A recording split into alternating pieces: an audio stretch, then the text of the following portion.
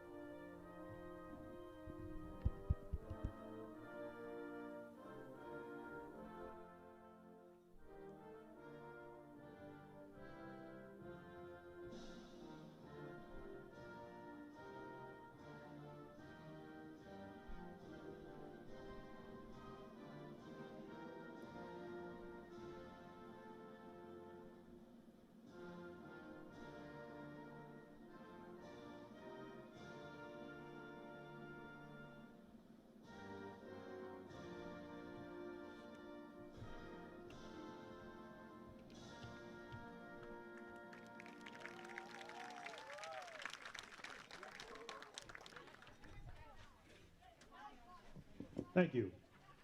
Fans, the Braves are thrilled to welcome Back here Sierra on the Gregoire YD Red with Sox Lasagna Baseball Love to Network Bourne Park tonight. alongside Will Connerly. I'm Lasagna Brad Love was started Klein at the to beginning his of the left. Just a pandemic when few the minutes founder was away looking for a way from to help first families pitch in her between the community. Red Sox He started and making the and delivering Braves of lasagna to Bourne. struggling The families, third whether meeting it was for between these financial two, reasons and or Bourne the emotional has burden won of the both of pandemic. those games thanks Lasagna Love has largely since grown into a because of national Tristan movement with Vreeling, thousands the of people all Gonzaga cooking and righty, delivering who's meals to absolutely families in their shoved in communities. his first 2 What they do is appearances simple. against Feed YD. families, spread kindness. He has. He looked really good out of the bullpen in his first outing against YD in the first meeting between the two teams. He had 4 perfect innings out of the bullpen, 12 up, 12 down. YD wasn't able to figure him out, and then they put Vreeling into the starting rotation, and he pitched against the Red Sox at Red Wilson Field. And now pitching against the Red Sox for the 3rd time this year, starting for his second start of the year. And the first start coming against YD last time the two teams met. But yes, Bourne does have that 2-0 series advantage in the final meeting of the year tonight. But Vreeling's been good. Their bullpen overall has been good. Even when it wasn't Vreeling, another Bourne Brave in Austin Parsley had 4 shutout innings out of the bullpen the last time the two teams met. So basically what you're saying is Bourne can start and Bourne can also relieve those starters well. Makes sense considering they have the best team ERA in the CCBL as Tristan Vreeling takes the mound for his warm-up pitches and will take us through that starting lineup for the Bravos.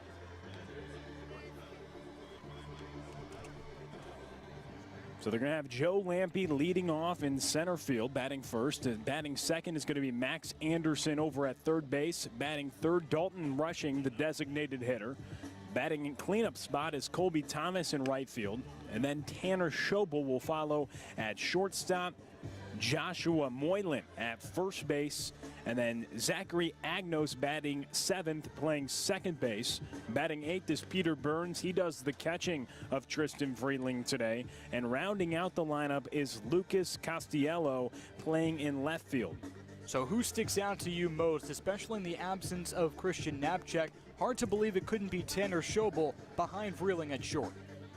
Yeah, someone that stands out to me in this lineup is Max Anderson. Max Anderson, he's a big hitter, hitting second in the lineup, but he actually has more weight on his shoulders without Knapczyk in the middle of that order over the last 3 games, but he's over 300 hitter, hitting .305 on the season with 7 doubles, gets a lot of runs driven in. Anderson and Rushing are the 2 guys in the meat of that order, hitting second and third, that you've got to watch out if you're a YD pitcher. And on the YD side of things, their lineup consists of Wyatt Hoffman to start. Yeah, Wyatt Hoffman playing second base atop the order, then Tanner Smith to follow, batting second, the designated hitter. And then Brooks Lee in the third spot in the order, playing shortstop, the switch hitter. Went 5 for 5 yesterday. Then Dominic Keegan in the cleanup spot, playing left field. Cody Huff will be catching and batting fifth. Batting sixth is Chase Luttrell in right field. Batting seventh, Drew Bowser at first base. Batting eighth is Zach Liu at third. And rounding out the lineup is Briley Knight in center field. Oh, thanks, Will. And Wyatt Hoffman, like you said, starting off, digging into the right-handed batter's box, the senior from the University of the Pacific, set to go against Tristan Freeling, as Freeling from the windup in his white uniform with red lettering deals. Line drive right center field. That's a base hit. Wyatt Hoffman for the second straight day, leading off the top of the first inning with a single. Formerly 1 for 7 against Bourne, and Hoffman continues to rake. Here's Tanner Smith now, the DH. A left-handed hitter from Oregon, getting the sign from Scott Pickler. Wearing his red uniform with white pants and blue lettering on the red uni. Infield at double play depth on Tanner Smith. Tristan Freeling from the stretch. Fastball slapped to the left side and right to the left fielder Costello for out number 1. Wyatt Hoffman was running on the pitch. He had a country mile to scurry back, but he does in time on the throw over by Costello on 1 hop.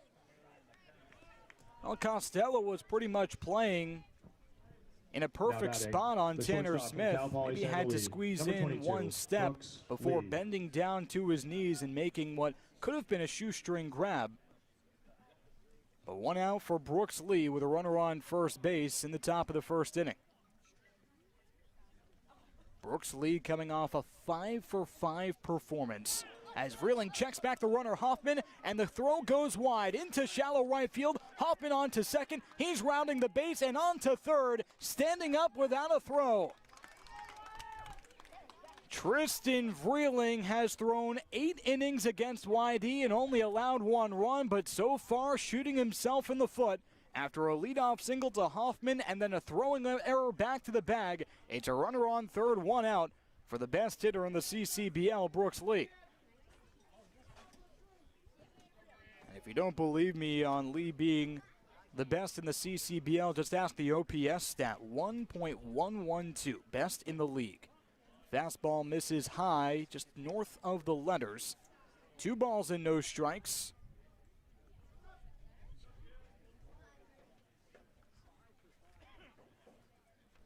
Brooks Lee, the switch hitter, swinging from the left side as the infield pinches in a little bit. And Lee watches the fastball down the middle for strike 1. The count now 1 ball and 1 strike, according to the home plate umpire Joe Peters, correcting the scoreboard out in right center field. Peters along with Tom Ryberg on the left side of the infield and Joe Caraco on the right, manning first base. A wave and a miss on the low breaking ball by Brooks Lee for strike 2. Now Tristan Vreeling, like we said, from Gonzaga, 6'4", 205 pounds, with a 1.25 ERA as a Bourne Brave. This is his second start and second against YD. Breaking ball, swung on and missed, strike three. Got Brooks Lee waving out of his shoes for the second out. So the first strikeout for Vreeling couldn't have come at a better time. 2 away, runner on third for Dominic Keegan. Number 12, Dominic Keegan. Now, strikeouts have been a forte for Vreeling. 17, now 18 on the year to just 5 walks. Dominic Keegan homered yesterday, and that's been a staple of his repertoire as well. Already has 5 home runs this season. This is just his 12th game. 1 ball, no strikes to the righty from Vanderbilt after the breaking ball misses wide. Vreeling comes set at the belt, staring down Hoffman at third, and the fastball upstairs, and Keegan checked his swing but went around 60%, according to the home plate umpire, Joe Peters. Keegan has hits in 3 of his past 4 games, 11 hits in 10 games played. In his 11th game now, fastball fouled off. And Dominic Keegan hitting home runs in 14% of his at-bats. The home run champion so far, Tyler Locklear from Orleans, hits it at a 9% clip, the long ball. 1 ball, 2 strikes, 2 outs, and Keegan slaps it foul off the screen and by our microphone. So Tristan Vreeling trying to do what 3 other pitchers have done against YD, and that's pitch well in their 3rd appearance. Hunter Patterson from Brewster, Trey Dombrowski from Harwich, and Zach Morris from Orleans combined for a 2.22 3rd appearance ERA against the Red Sox, and Keegan lunges at the breaking ball foul to the left side. So it remains 1 ball and 2 strikes. Keegan had to check back with Peters, the home plate umpire. Doesn't look like he can really read the counts on the scoreboard in right center field. The 1-2. Swung on and missed, strike 3, got him on the slider in the dirt, a drop 3rd strike, and on to first, the throw by Peter Burns in time, side retired. So after a leadoff single by Wyatt Hoffman and a throwing error that costed Vreeling 2 bases, Hoffman is stranded on third thanks to back-to-back strikeouts on Brooks Lee and Dominic Keegan. In the middle of the first, it's YD nothing and the Bravos coming up to bat right here on the YD Red Sox Baseball Network.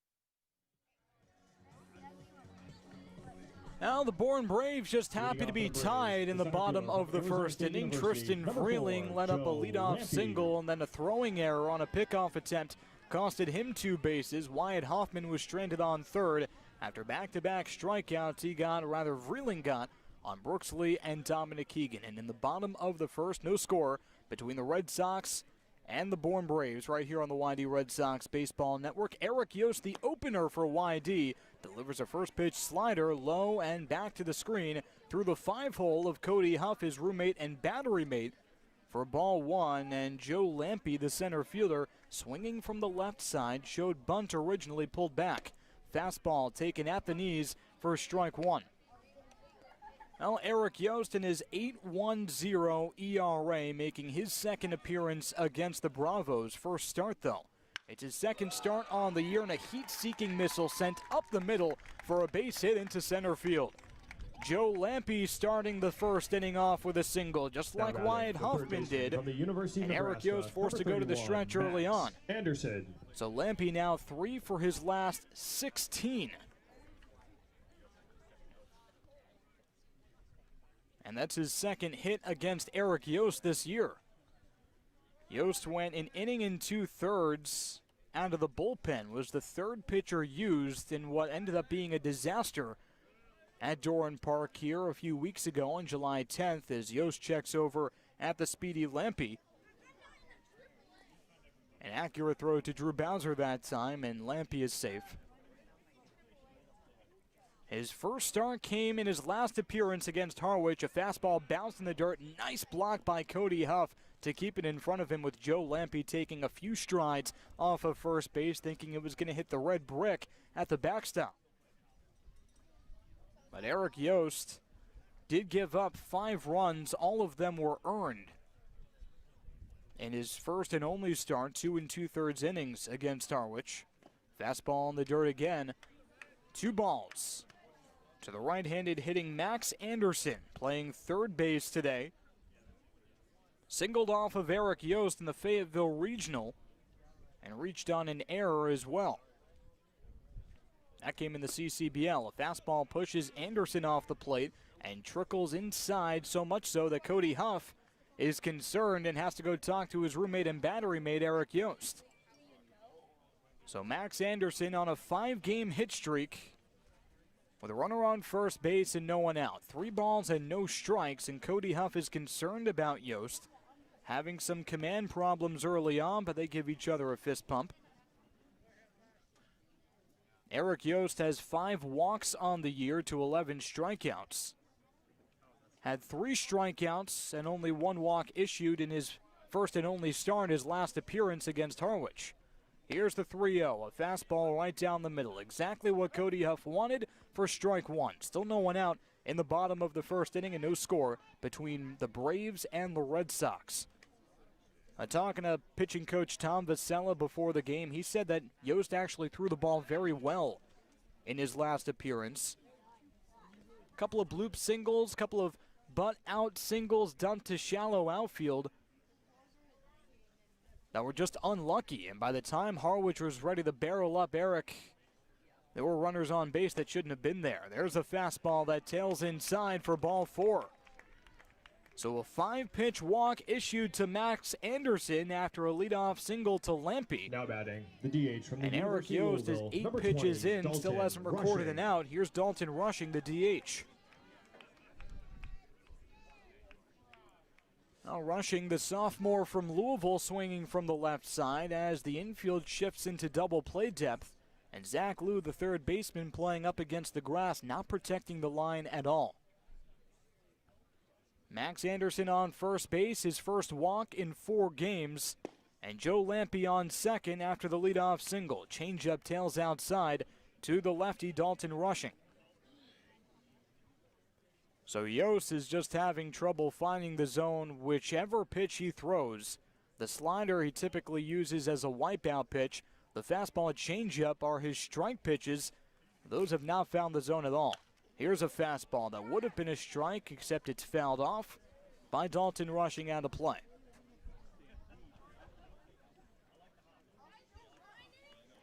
Dalton Rushing has really emerged as one of the elite hitters for Bourne. Sophomore from Louisville, leads the team in at-bats and RBIs, but also sac flies. The 1-1 to Rushing. Curveball bounced foul to the right side. Over to the YD dugout. He went 4 for 5 on July 10th, the last time that YD visited Bourne in a 10-3 win for the Bravos. But without that one outstanding performance, Rushing would just be hitting 175 against Eastern opponents. He's 3 for his last 8, but was 0 for 11 before that stretch.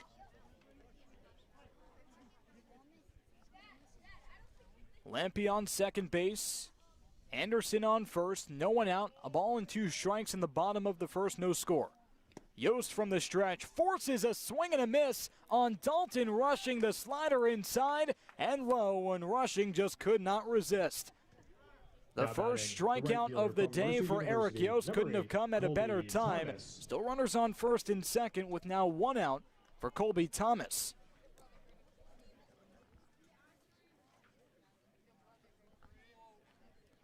Colby Thomas, a known strikeout victim as well. Or excuse me, Dalton Rushing striking out. Again, 10 of his last 11 have included strikeouts. Here's a number right side. Bowser, the first baseman, comes off the bag. Yost is covering first, and the flip is in time for the second out. Well, that was a weird play. It was hit kind of in the Bermuda Triangle between Hoffman, the second baseman, Bowser, the first baseman, and Eric Yost, the pitcher. But Bowser did what the book says to do.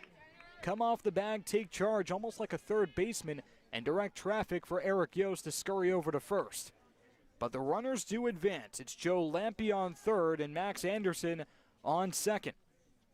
Tanner Schobel, the shortstop, a sophomore from Virginia Tech, digs in from the right side. And the fastball misses low. Tanner Schobel on a 5-game hit streak, and over those 5 games, he improved his batting average by about 50 points. 2 outs and a 1-0 count. Curveball makes it 1-1 on the outside corner.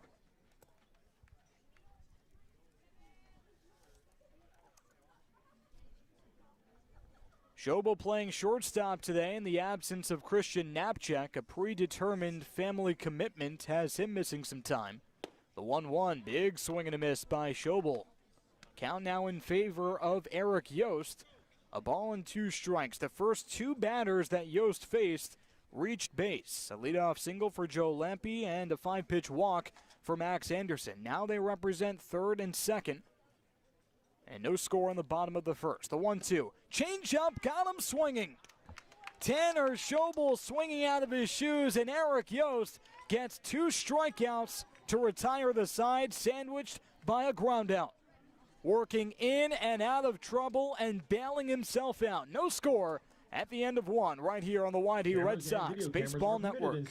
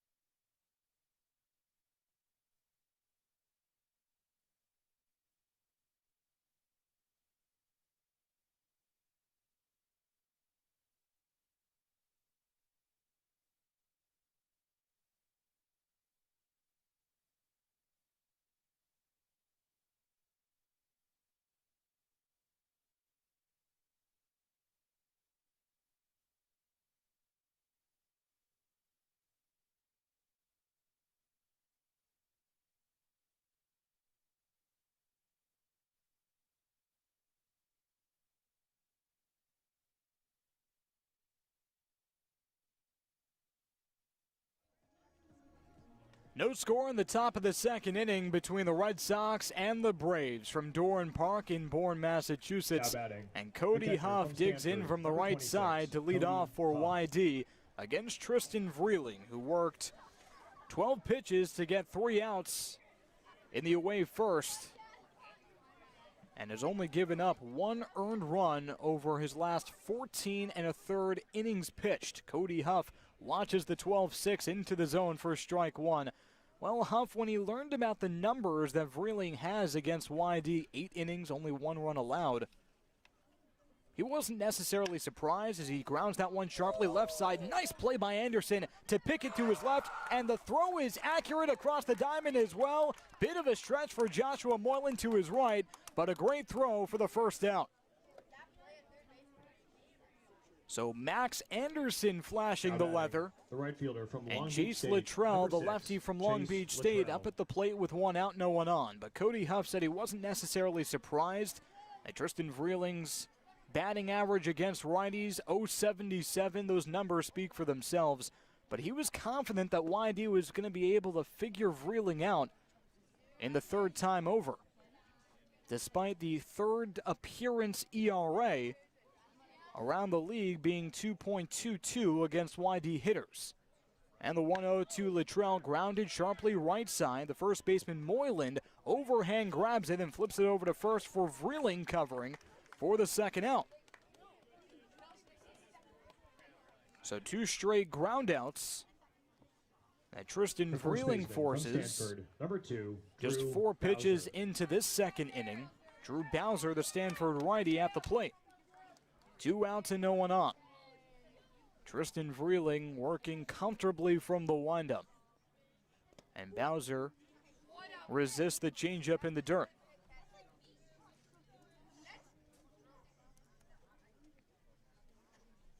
Tristan Vreeling from Kennewick, Washington. The 1-0, grounded left side. Anderson to his left again. Watches it into his mid, and on to first in time. Side retired. Tristan Vreeling with an outstanding and efficient performance in the 2nd inning. Just needed 5 pitches to get through Cody Huff, Chase Luttrell, and Drew Bowser. And in the middle of the 2nd, no score between YD and Bourne, right here on the YD Red Sox Baseball Network.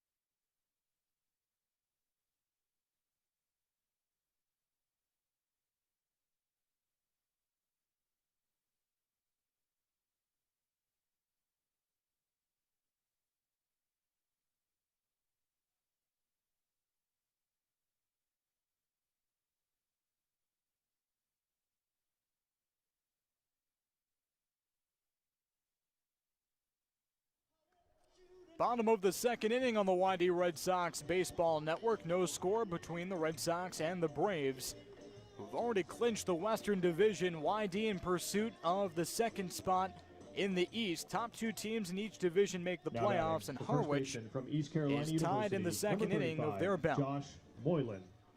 Harwich possessing that 2nd spot by a few games. The tragic number for the Red Sox is 5. 5 more losses, and they are out of contention. Eric Yost working from the windup, making his 2nd start in the CCBL, bailed himself out with 2 strikeouts after finding himself in a runner on 3rd and 2nd 1-out scenario. First pitch curveball missed outside, and the fastball at the knees on the inside corner to the left-handed hitting Joshua Moylan. And this 3-game skid for Bourne, the first 3-game skid of the season. This is the only player that has really broken out over that stretch as the breaking ball misses inside to the lefty Moylan. He's on a 3-game hitting streak. 4 for 45 prior, now 4 for his last 10. And Joshua Moylan watches the fastball that skips low. 3 balls and 1 strike.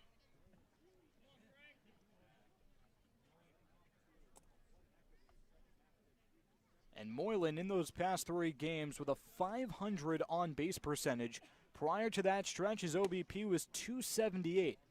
Hesitated on the fastball down the middle, and it showed. A weak swing for the 2nd strike. The count is now full.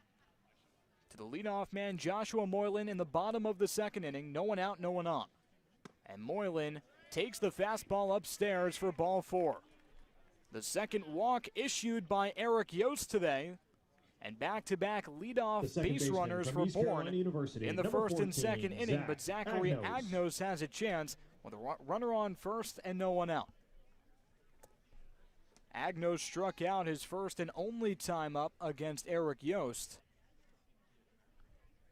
And Joshua Moylan on first base after his leadoff walk. The 5th straight game he's been a base runner.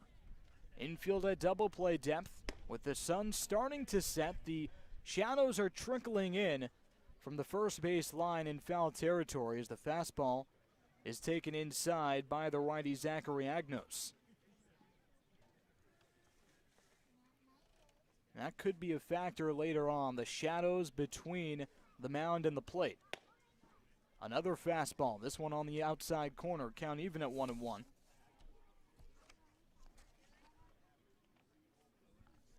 Zachary Agnos hitting a .169 this season with 8 RBIs and 3 home runs, but he's 1 for his last 11. Slider taken and grounded up the middle. Brooksley diving to his left from short. It trickles into shallow center field past his mid. Runners on first and second with no one out for Peter Burns. Now batting, the catcher from Boston College, number 12, Peter Burns. Peter Burns finds himself in a good spot too, but this is nothing foreign to Eric Yost. In the first inning, allowed a single and a walk to start off his day. Now a walk and a single puts runners on first and second. Burns struck out his first and only time against Eric Yost, and Yost got a big strikeout on Dalton Rushing the last time he was facing runners on first and second. Here's a curveball taken low. No score in the bottom of the second inning. YD and Bourne, the last meeting for these two teams of the season. The Bravos 2-0 against the Red Sox. 1 ball, no strikes, no one out. Runners on first and second. Yost from the stretch, kicks and deals. Fastball drilled to right field. Chase Luttrell trotting in. He makes the catch, and the throw to the relay man holds on the runner at second, Joshua Moylan.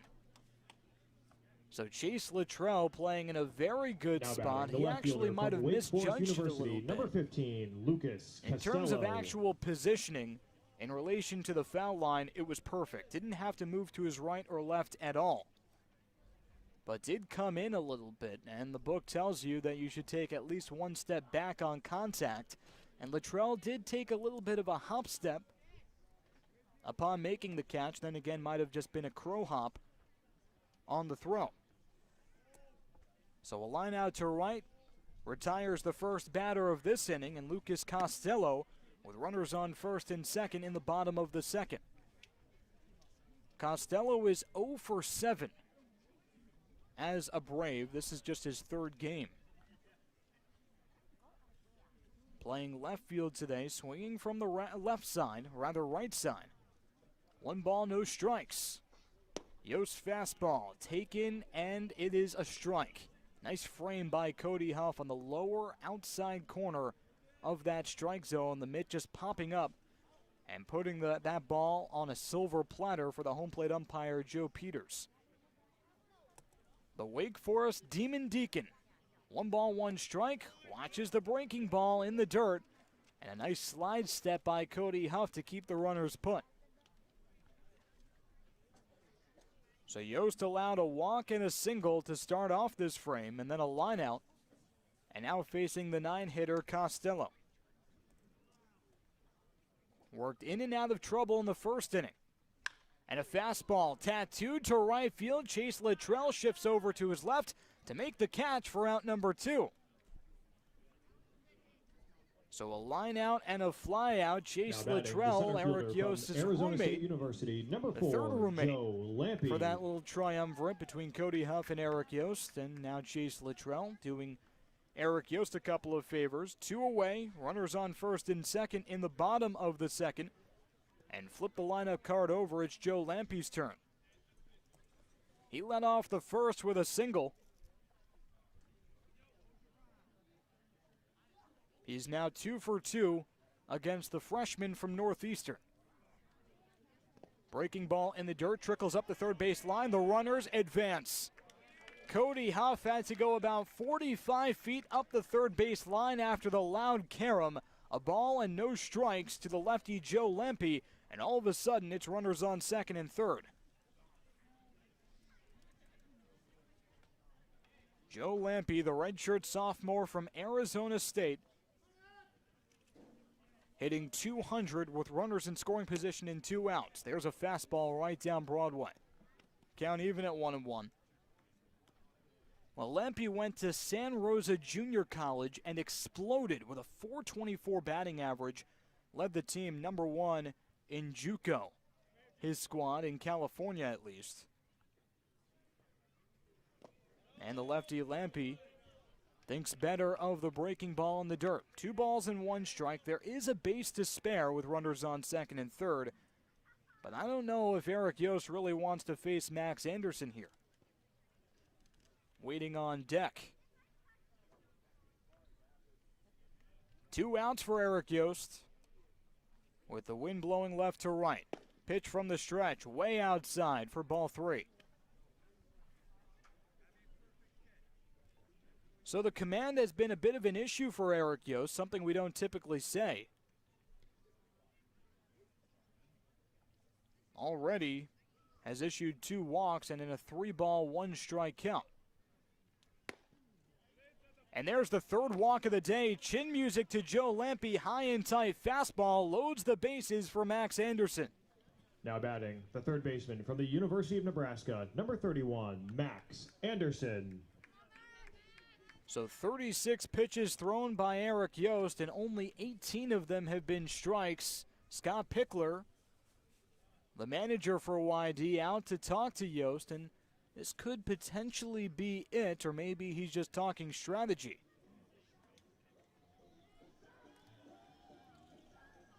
This is the first time that Eric Yost would have been facing bases loaded, but he will not be facing the bases loaded. Scott Pickler gives him a pat on the back, and Eric Yost walks over to the dugout with runners on first, second, and third, and 2 outs in the bottom of the second inning. For the next guy, we'll tell you all about the fresh arm when we return right here on the YD Red Sox Baseball Network. No score, bottom of the second.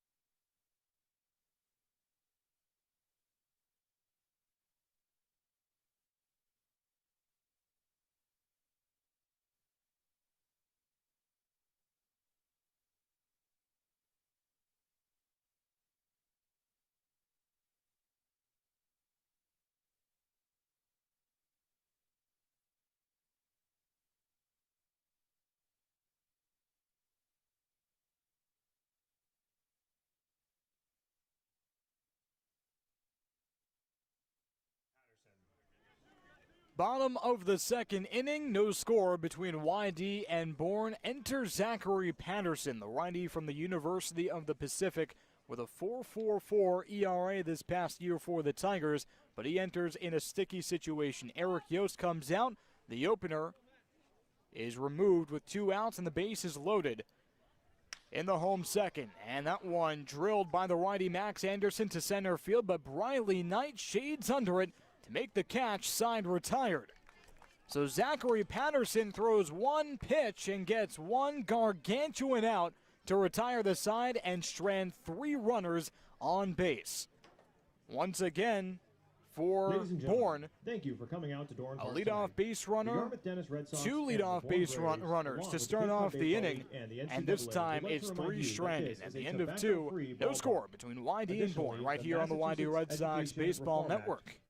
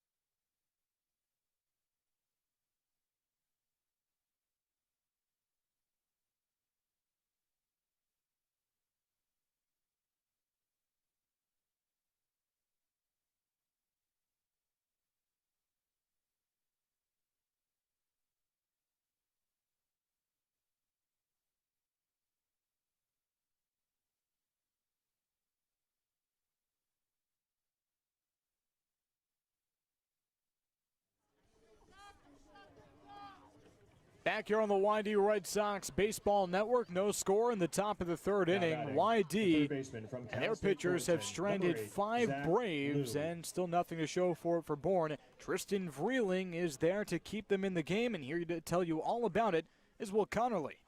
Well, thanks, Brad. Here in the top of the 3rd, no score. Ducks have been on the pond for Bourne, but YD has been able to get out of the situation with their pitching through the first 2 frames, stranding runners aboard, and the first pitch from Vreeling is a ball to Zach Liu. But balls haven't really been in the equation for Tristan Vreeling today. He just needed 17 pitches to get through the first 2 innings. The Gonzaga right-hander out of the wind, the pitch to Zach Liu, taken for strike 1. Zach Liu is 1 for his last 20, but he did draw 2 walks and score 2 runs yesterday in the contest for YD. A swing and a miss on a breaking ball, went chasing on it. And it's his first at-bat against the Braves this season, but the 2 walks and 2 runs scored for Zach Liu. It's the first time this season he's done either of those things. Here in the top of the 3rd, no score. Vreeling out of the line, breaking ball hit left side, but it's foul. Hit on the ground to the left side, and Max Anderson shaded over to try to get to it by head coach Scott Pickler coaching 3rd base, but it was foul. Zach Liu hitting .059 against the Western Division. Bourne atop the Western Division. They clinched a few days ago despite having a week and a half left in the season. The 1-2, Vreeling out of the wind, high fastball, and Liu was tardy on it. 1 out as he swings through the fastball from Vreeling upstairs. Vreeling records his 3rd strikeout. He set down the side in order in the 2nd on just 5 pitches. And now has retired 7 Red Sox in a row after Wyatt Hoffman led off the game with a single and then advanced to 3rd on a throwing error on a pickoff attempt from Vreeling. And Briley Knight, the left-handed hitting center fielder at the plate, 1 ball, no strikes. Knight went 1 for 3 yesterday with a run scored. The 1-0 pitch upstairs, now 2 balls and no strikes. Vreeling with a 1.25 ERA coming into today's game. Only allowed 2 earned runs on the whole season. Briley Knight fouls it back. He's 0 for 3 against Vreeling, and that includes his NCAA statistics. He flew out against Vreeling this past collegiate season. And the 2-1 pitch from Vreeling. Knight Thought about bunting, pulled back, it was high. And now 3 balls and a strike. Wyatt Hoffman is next, had a single on the first pitch he saw in the first. Top of the third, no score. Vreeling out of the wind, the 3-1 pitch. And Briley Knight takes it for ball 4. He gets aboard, drawing the free pass. They want to do an appeal. Vreeling was asking for one to see if Knight actually went around, but they say he didn't, and he goes to first base. Number 3, Wyatt Hoffman. That brings up Wyatt Hoffman.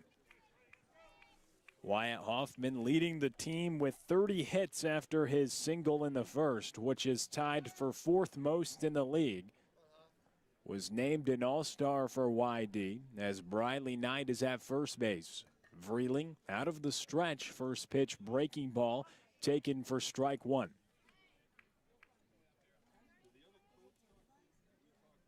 So Knight has now been aboard in 3 consecutive games, and Wyatt Hoffman trying to start a surge for YD here in the top of the third. It was crooked frames for YD in the 10-3 win against Harwich yesterday. They scored 5 runs in the top of the 8th and 5 runs in the top of the 4th.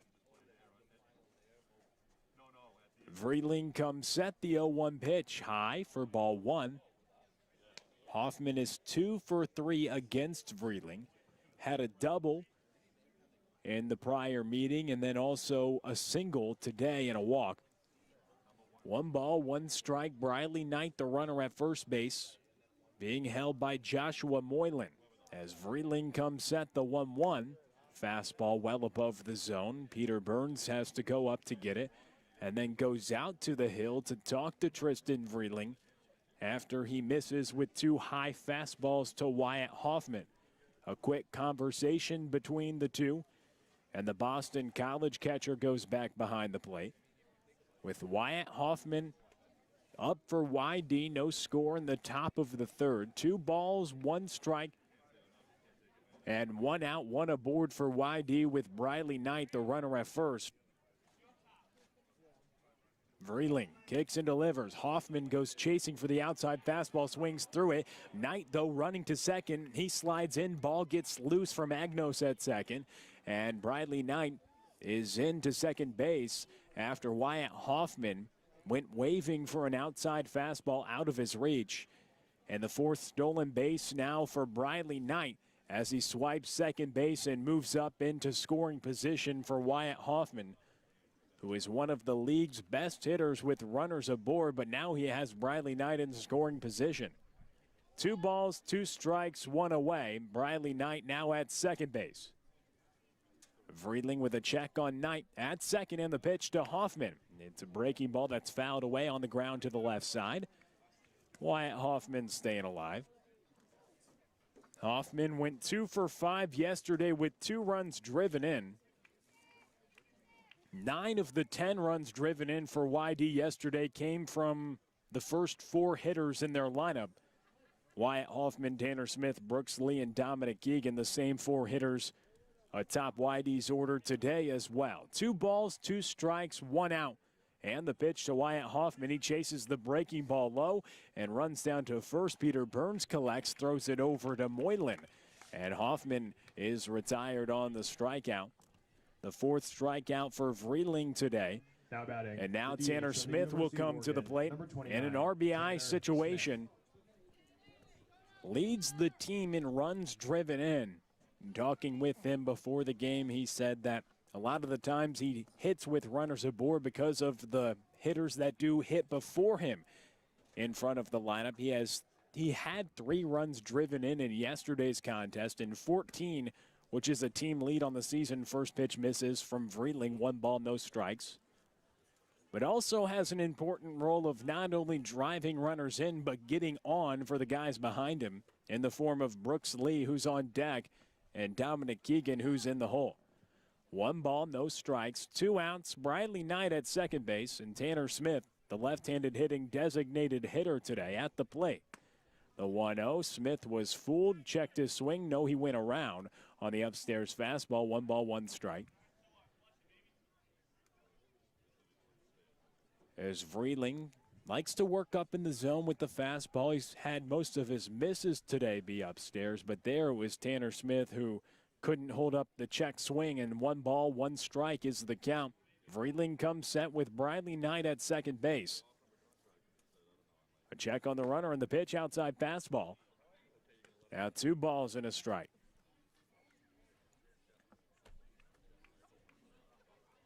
Tanner Smith hitting .234 on the season. He flew out to left field last time he was at the plate, back in the first. Vreeling comes set after getting the signs from Burns. High fastball, now 3 balls and a strike, and Vreeling in jeopardy of walking the second hitter in this inning. He struck out Zach Liu to begin the frame, then walked Briley Knight, then struck out Wyatt Hoffman. 3 balls and a strike here to Tanner Smith. Important game for the Red Sox going up against the top team in the Western Division. The 3-1 misses outside, and Vreeling has walked 2 in this inning, and Brooks Lee comes up with runners on first and second. Now batting, the shortstop. Brooks Lee's 0 for 1 today with a strikeout. And he has struck out in 4 of his past 5 games for YD, with yesterday's 5 for 5 performance with a home run and 2 doubles being the exception. He has hit home runs in 2 consecutive games and is tied with Dominic Keegan for the team lead with 5. Pitching coach Eddie Marco, though, wants to have a conversation with Tristan Vreeling right now in the top of the 3rd. After issuing free passes to the 9th place hitter Briley Knight, struck out Wyatt Hoffman, but then walked Tanner Smith. So runners are on first and second for Brooks Lee. Brooks Lee has had 2 consecutive games with runs driven in, hitting .407 on the season with 10 RBI, and is hitting .429 on the season for the Red Sox with runners in scoring position. The first pitch to Brooks Lee is a breaking ball that misses low in the dirt. Peter Burns goes down to block it to keep it in front of him. And 1 ball, no strikes to Brooks Lee. The switch hitting shortstop, swinging it from the left side against the big righty Tristan Vreeling. Trying to work around 2 walks. He surrendered here in the top of the 3rd. 2 outs and 2 aboard for YD. The 1-0 pitch to Brooks Lee popped up left side. Under it is Max Anderson over at 3rd, but he shades toward the fence, and it's over the wall out of play. 1 ball, 1 strike. A bigger park here at Doran Park here in Bourne. 330 down the line to left, 300 down the line to right, but 360 in that right center gap, with it being 395 feet to center field. But a beautiful day for baseball here this evening with the sun beating down on the field, but not too hot as Vreeling kicks, delivers the pitch, grounded right side by Brooks Lee over to second and on to first. Moylan able to retire it. And YD is now 0 for their past 9 since Wyatt Hoffman's leadoff single on the first pitch that Vreeling threw. So he works around a couple walks. Brooks Lee grounds out to end the frame. And in the middle of the 3rd, no score here from Bourne on the YD Red Sox Baseball Network.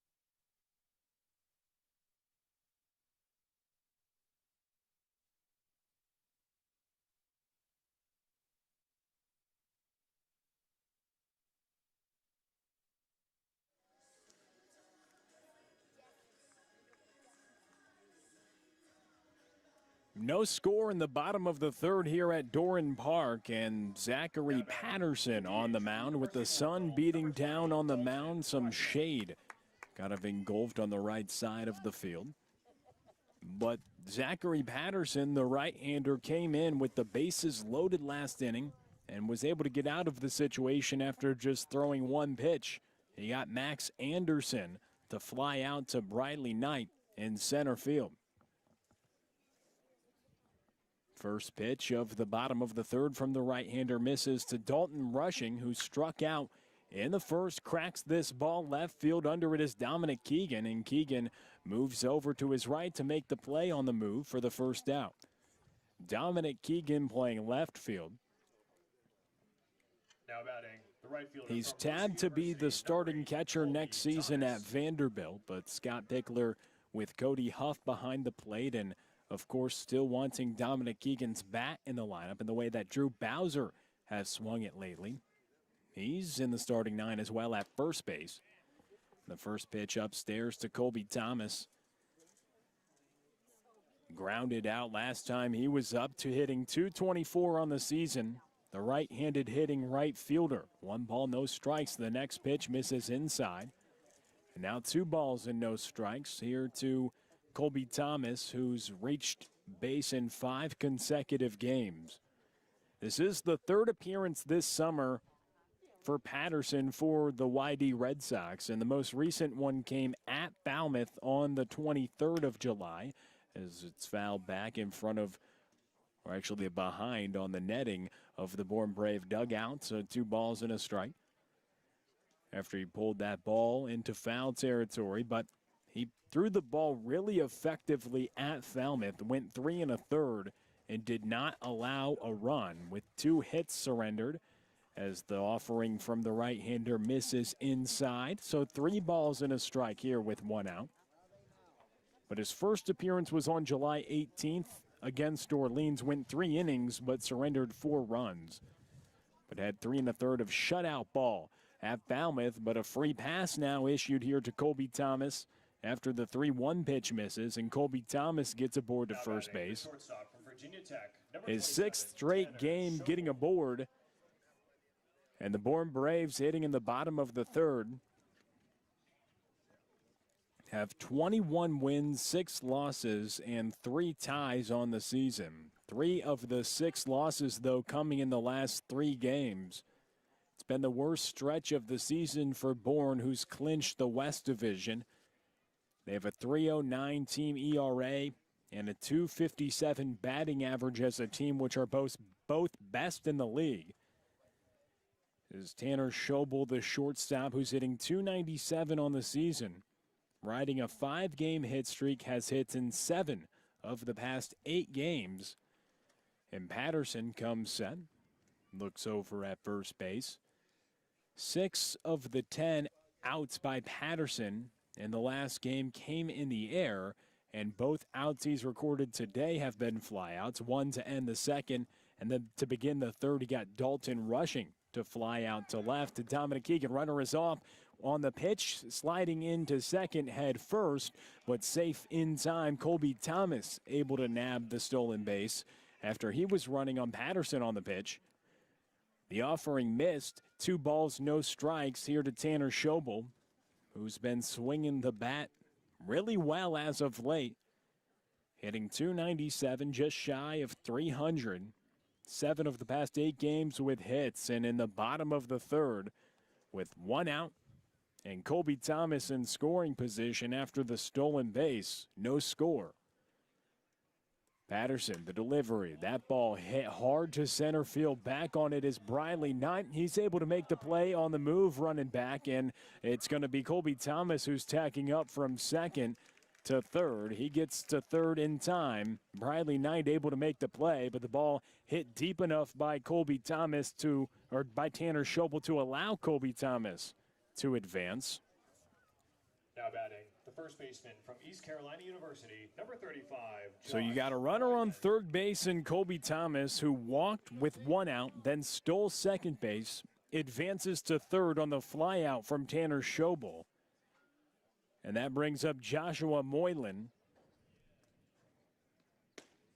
And first offering taken for ball one outside from Patterson. Then he looks in to Joe Peters behind the plate, lifts his hand up to ask if that was a little upstairs, and Peters nods his head. 1 ball, no strikes, 2 outs. Runner on third for Bourne. Grounded right side. Drew Bowser backhands it at first. Flip over to Patterson, who's covering, and he's able to make the play. So the side is retired. Drew Bowser with a nifty play over at first. No runs for Bourne in the third, no hits, and 1 runner left on third base. After 3 innings, no score here from Bourne Park on the YD Red Sox Baseball Network.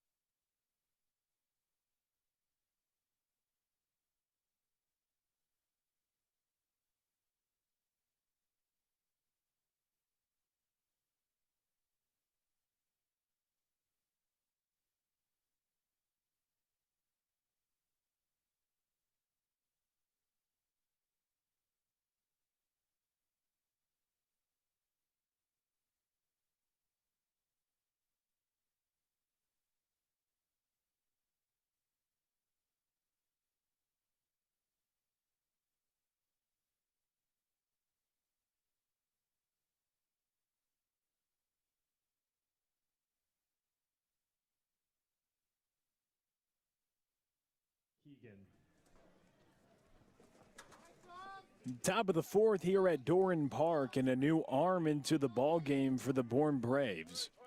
Dylan Bowers, the 6'5", 250-pound right-hander, on the mound. So the evening for Tristan Vreeling is finished after 3 innings. And the first pitch to Dominic Keegan taken for strike 1. Vreeling went 3 innings and just surrendered 1 hit. No runs, 4 strikeouts, and 2 walks. The only hit he allowed was the first pitch he threw as Keegan grounds it to the left side over to short. Schobel backhands it over to first, and Keegan is retired. On the ground out, Tristan Vreeling, he went 4 innings in his 2 previous appearances, and the appearance before that went 3.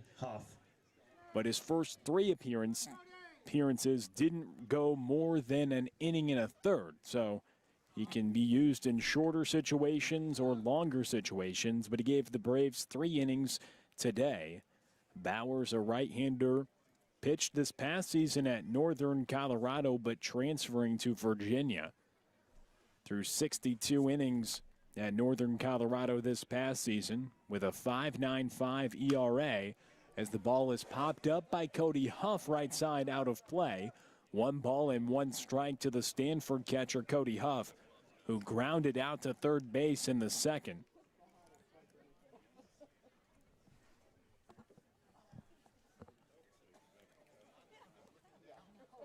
Cody Huff hitting .205 this season. 1 ball, 1 strike, and 1 out in the top of the 4th.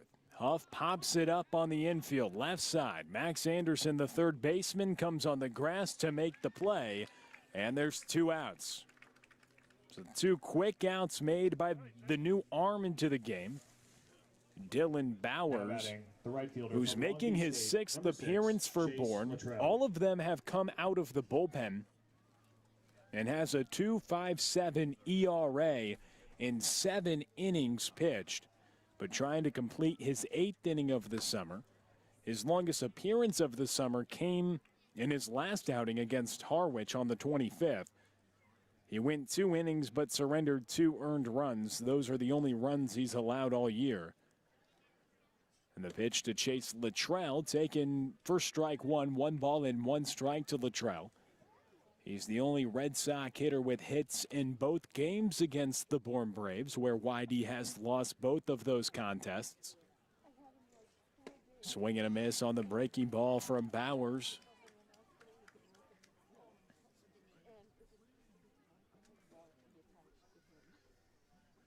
While Bowers hasn't gotten more than 6 outs in an outing this summer after the pitch fouled away left side by Luttrell.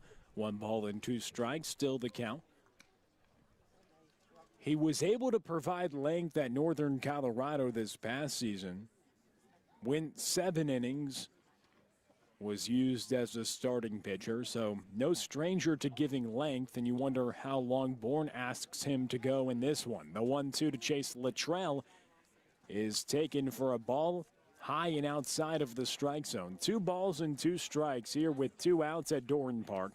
A beautiful evening for baseball. The breeze a little bit in effect. The sun is out.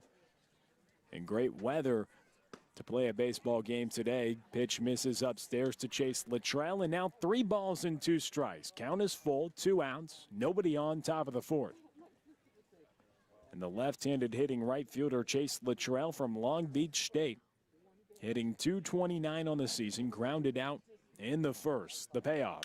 Chase Luttrell hits this one right field, got under it. Colby Thomas is there, and he's able to make the play in right field. So a 1-2-3 inning for Dylan Bowers out of the bullpen. We'd like to welcome our new sponsor, Mosquito Mariners. And in the middle of the 4th, no score here from Doran Park between the Bourne Braves and the YD Red Sox. You're listening to YD Red Sox Baseball on the YD Red Sox Baseball Network.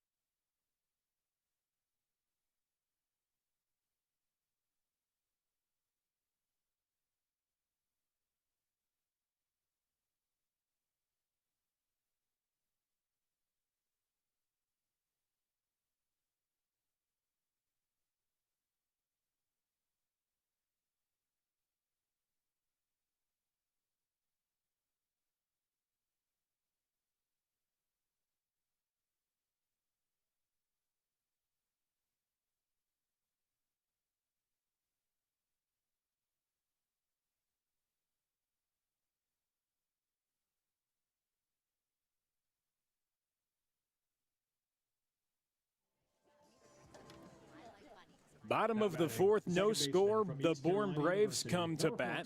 Zach Agnos. And Zach Agnos going to lead things off, Bourne's second baseman. Had a hit in the 2nd inning. He was the 2nd consecutive Bourne Brave to reach a board in the 2nd. Then Eric Yost walked Joe Lampe, the leadoff hitter, and then was pulled from the game. And the right-hander Zachary Patterson came in. And he worked well in the 3rd, worked around a walk, and now facing 7, 8, and 9 in the order for Bourne. And the pitch misses low and inside here to Agnos, who's hitting .169 on the season. Does have 3 home runs and 8 runs driven in. The 1-1 swing and a miss. And before that single in the second, he was 1 for his last 11 with 9 strikeouts during that 4-game stretch. Does lead the team with 30 strikeouts. 1 ball and 2 strikes. We'll see if Patterson can't order one up here. No, it's Agnos gets a piece of it into left center field, and it drops in front of Briley Knight. One bouncing into the glove of the center fielder, gets it in quickly. But it's a 2-for-2 day for Zachary Agnos as he gets aboard to first base, and that brings up Peter Burns.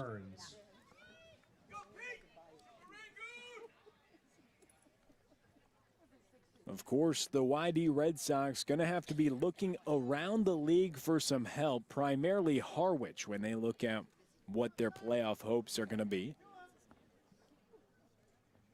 And first pitch taken for strike 1 to Peter Burns, the Boston College catcher who's hitting .205 this season.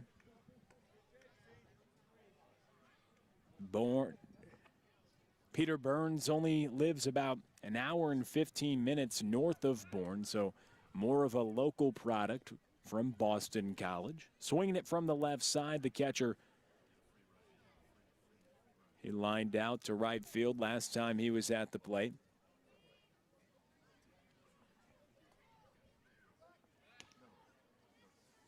No balls and a strike after Patterson has some checks over on the runner at first base. Patterson came in the second in relief of Eric Yost to get the final out in that frame through a scoreless third, now working in the fourth, trying to work around a leadoff single from Zach Agnos. 1 ball and 1 strike to the left-handed hitting catcher, Peter Burns. With no score here in the bottom of the fourth, the 1-1 pitch, breaking ball that misses the strike zone. With Cody Huff behind the plate, getting the signals from 23rd year head coach Scott Pickler on the pitch calling sequence. That was a breaking ball that missed outside. 2 balls, 1 strike, and the pitch from Patterson taken for strike 2. A fastball on the low inside corner. Now 2 balls and 2 strikes. Over in Falmouth, Harwich has a 1-0 lead in the bottom of the fourth at Arnie Allen Diamond. Over at the Gov, a 1-0 lead for Harwich. YD has to be scoreboard watching as that's who they're chasing for the second spot in the division. Breaking ball slips out of the hand of Patterson, misses well above the strike zone. And now a full count, 3 balls and 2 strikes, nobody out. Agnos, the runner at first base. Drew Bowser holding him on. But the payoff pitch awaits from Patterson. He kicks and delivers. It's grounded away foul toward the YD dugout. Would have been ball 4, but fought it off.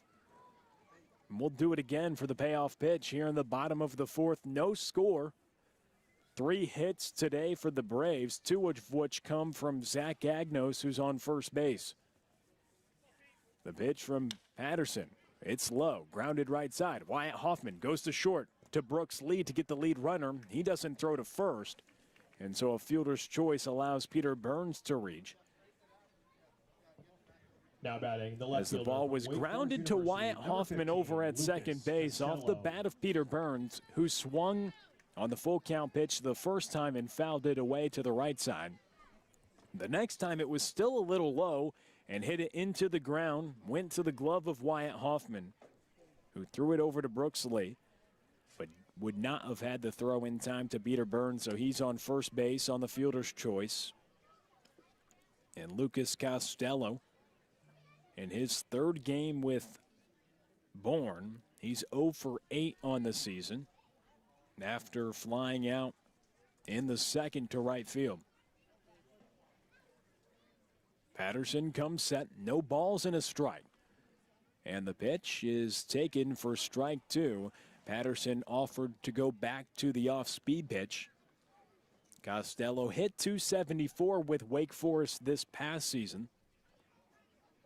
But in an 0-2 hole here with 1 out in the bottom of the fourth, Patterson, deep breath, comes set, delivers the pitch, misses outside. And now 2 balls.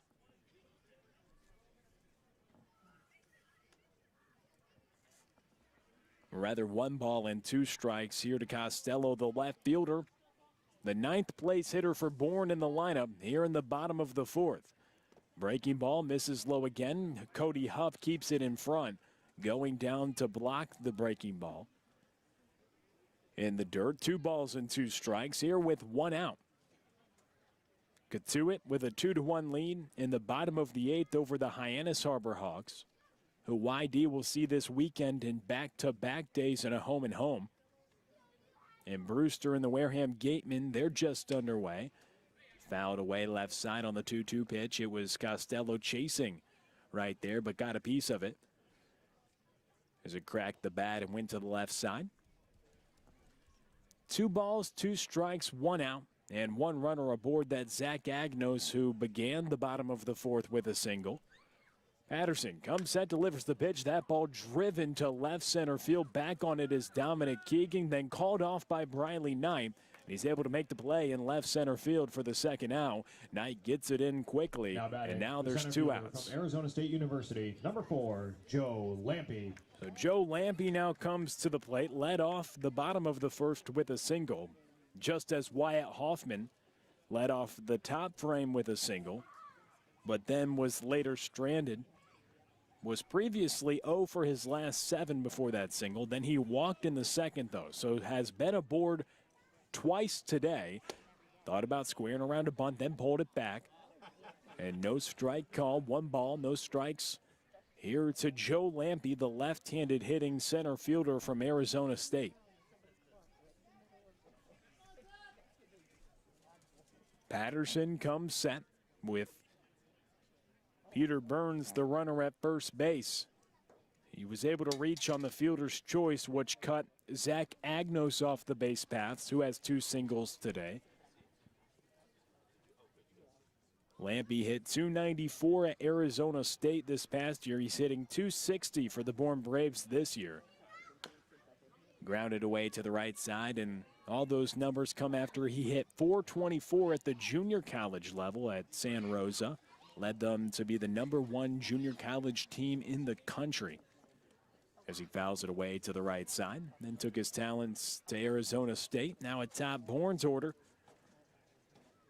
The 2-1 pitch hit hard to right center field. It's going to be down in extra bases in the gap. Briley Knight able to get to it 1 hop before the wall. And in right center field, it's Lampe who has a double. And it's Peter Burns who comes home to score. Bourne Braves on top of YD. 1-0 in the bottom of the 4th. They strike first after a Joe Lampe RBI double. His 2nd hit of the day. He drives in a run, and now it's a 1-0 lead for Bourne here in the bottom of the 4th. That warrants a mound visit from Scott Pickler. You've got Lampe with 2 hits and Agnos with 2 hits. Those account for all 4 for the Braves today, but they have a 1-0 lead with 2 outs in the bottom of the 4th. And Scott Pickler going to take the baseball from Zachary Patterson. We'll tell you about the new arm coming into the game for YD next. Bourne up 1-0, bottom of the 4th, 2 outs on the YD Red Sox Baseball Network.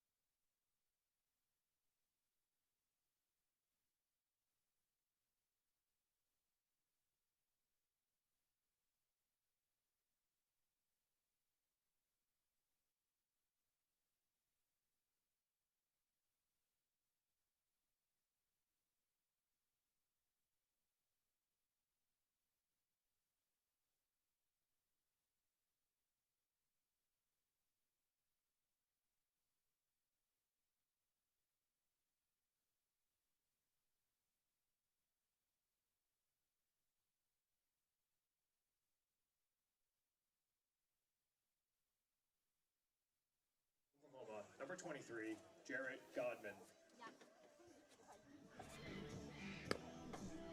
Back with you on the YD Red Sox Baseball Network. Jarrett Godman now into the ball game. His 9th appearance this summer for the Red Sox. Now batting. That's tied for most on the team with Jacob Metter. And he comes in the bottom of the 4th with 1 run already across for Bourne, which came after Joe Lampe hit a double. 2nd extra base hit of the year and his 9th run driven in of the year. After Peter Burns came around to score, who reached on the fielder's choice. And Lampe with a 2-for-2 day. Godman comes in to face Max Anderson. Jarrett Godman. Opponents just hit .235 against him on the road compared to a .313 opponent batting average at Reb Wilson Field. No balls and a strike to Max Anderson. Godman with a deep breath comes set. The 3rd pitcher used for YD today. Breaking ball misses low and outside. 1 ball, 1 strike. But Max Anderson, a 5-game hit streak, has hits in 10 of his last 11 games, hitting .305 on the season. But he's 0 for 1 today. He walked in the 1st.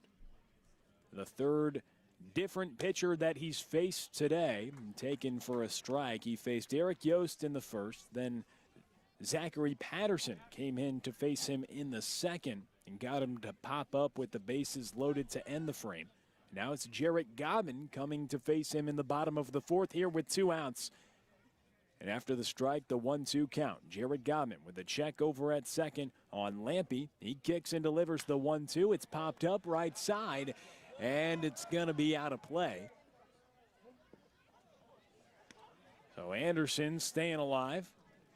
Anderson, 1 home run on the season, 8 runs driven in. And Jarrett Godman with 1 ball, 2 strikes, 2 outs. Lampe, the runner, at 2nd base. In scoring position after Bourne already has scored 1 here in the bottom of the 4th, leading 1-0. Godman comes set. And here comes the 1-2 pitch from Jarrett Godman. It's inside, gets away from Cody Huff, scoots to the backstop off the brick, and then caroms toward the Bourne Brave dugout before it's picked up by the catcher mid of Cody Huff. That allows Lampe to advance over to 3rd base on the pass ball. And now 2 balls, 2 strikes, 2 outs with Lampe on 3rd base here in the bottom of the 4th. So big pitch coming up from Jarrett Godman here to Max Anderson, hitting .305 on the summer for Bourne. The pitch fouled away left side on the ground right beyond the Bourne Brave dugout. Bourne leading 1-0 in the home half of the 4th. They have 4 hits today. And now the 3rd pitcher for YD, Jarrett Godman, trying to get the final out in the 4th. Fastball. Anderson's late on it. Godman gets the strikeout. And Bourne strands a runner at 3rd base. So 1 run comes across to score on 2 hits, but 1 left on. And it's a 1-0 lead after 4 for Bourne on the YD Red Sox Baseball Network.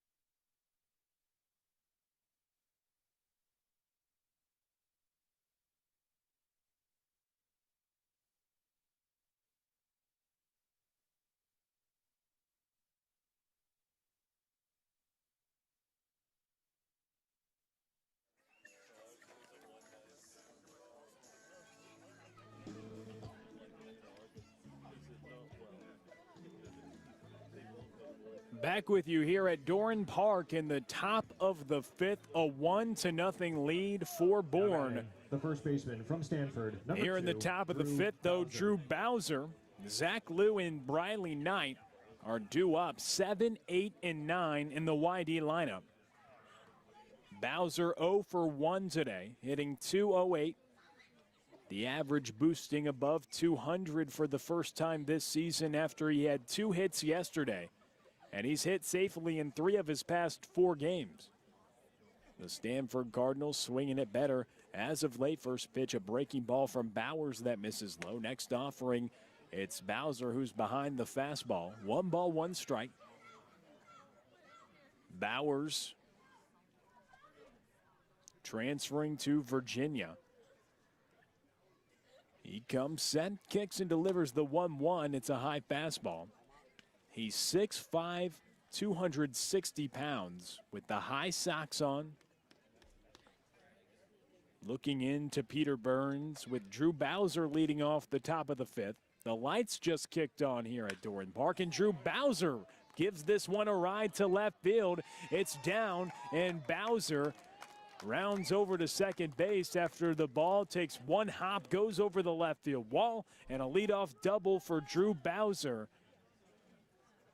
He's had some success against Bourne this year, had a home run, his first home run of the season at Red Wilson Field in the bottom of the 9th against the Braves, and now has a double, his 3rd hit this year against Bourne.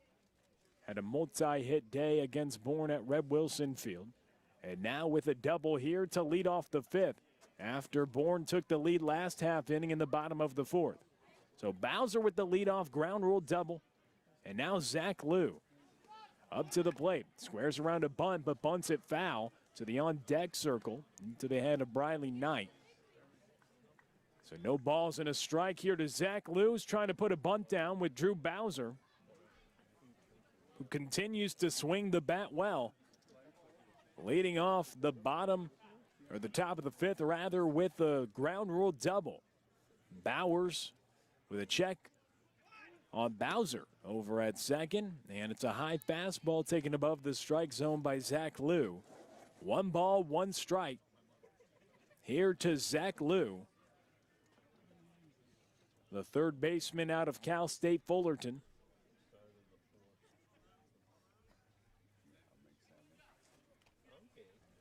Bowers trying to work around the leadoff ground rule double by Drew Bowser. It's a bunt put down by Zach Liu. It's a good one. The throw goes wide by Peter Burns, and Zach Liu's going to go to second. Drew Bowser comes across to score, and YD has tied it up in the top of the 5th.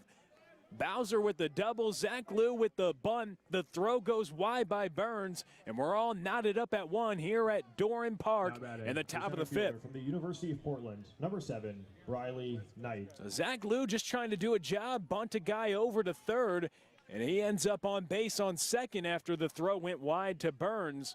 From Burns, the catcher, and Drew Bowser comes across to score, who's now hit safely in 4 of his past 5 games, and he really hits the ball well against Bourne. With a double and a home run against the Braves is Briley Knight. Now to the plate, Zach Liu at second. And Briley Knight going to think about bunting, then pulls it back.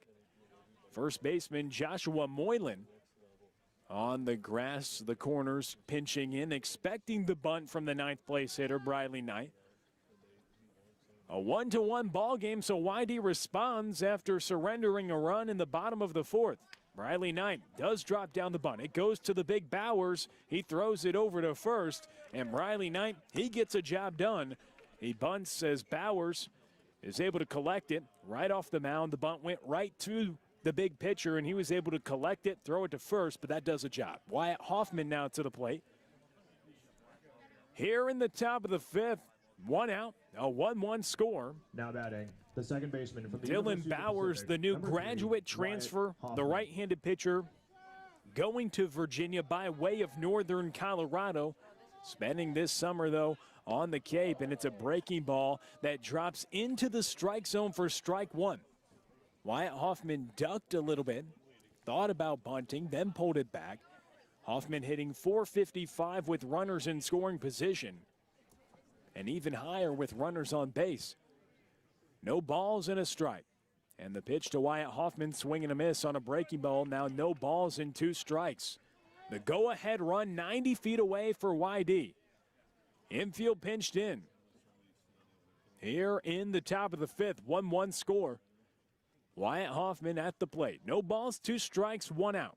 Bowers comes set and delivers the 0-2. It's a breaking ball, and Burns is able to drop down to his knees and able to block it.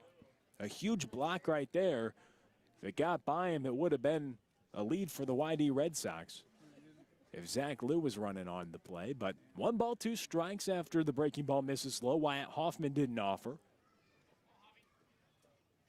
With Zach Liu 90 feet away, the go-ahead run. The 6'5" right-hander gets the signs from Burns with Wyatt Hoffman, the 1-2 pitch. Swing and a miss, and he's tardy on the fastball. And Hoffman goes down. That brings up Tanner Smith. Now batting, the DH from the University of Oregon, number 29, Tanner Smith.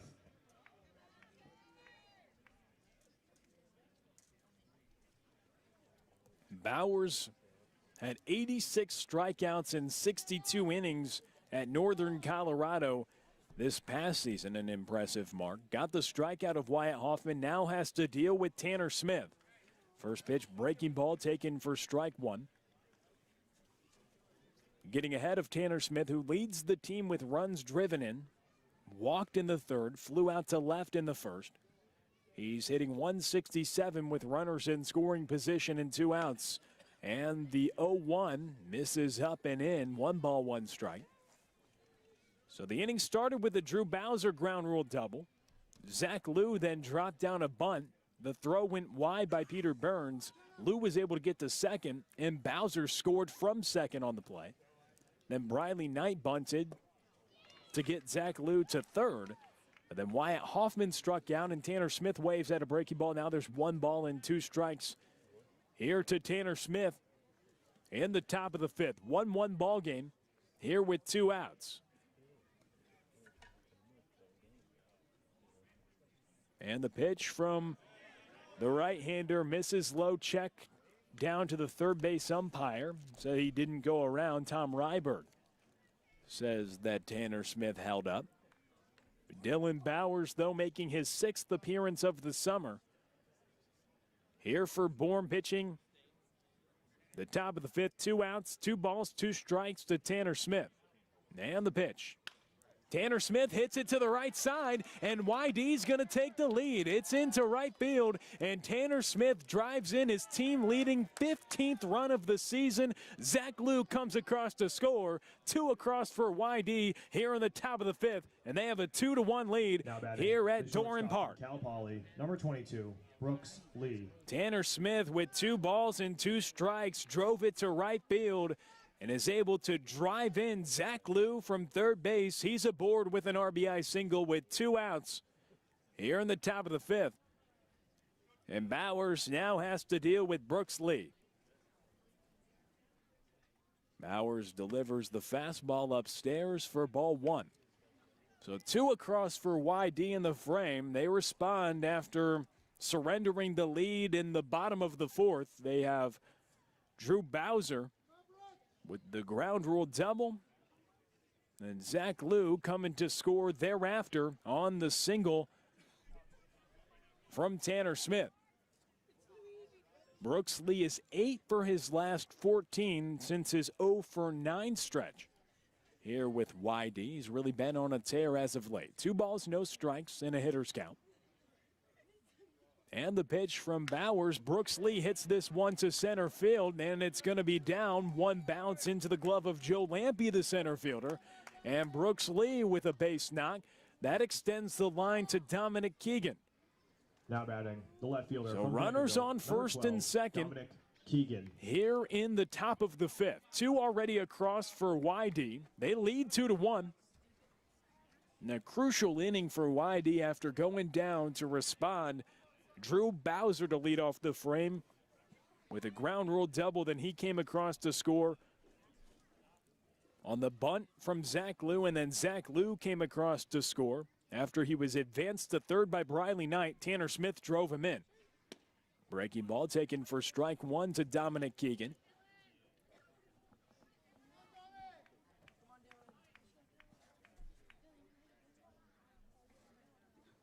No balls and a strike. Runners on first and second. Brooks Lee at first, and at second, Tanner Smith.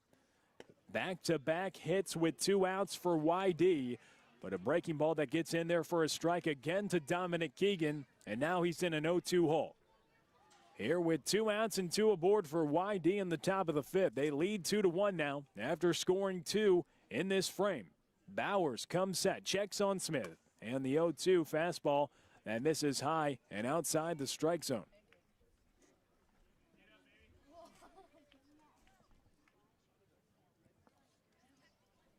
Keegan 0 for 6 this year against Bourne, with runners on first and second. Here comes the 1-2 pitch. Misses outside. Now the count evens at 2 balls and 2 strikes. Keegan hitting .306 on the season.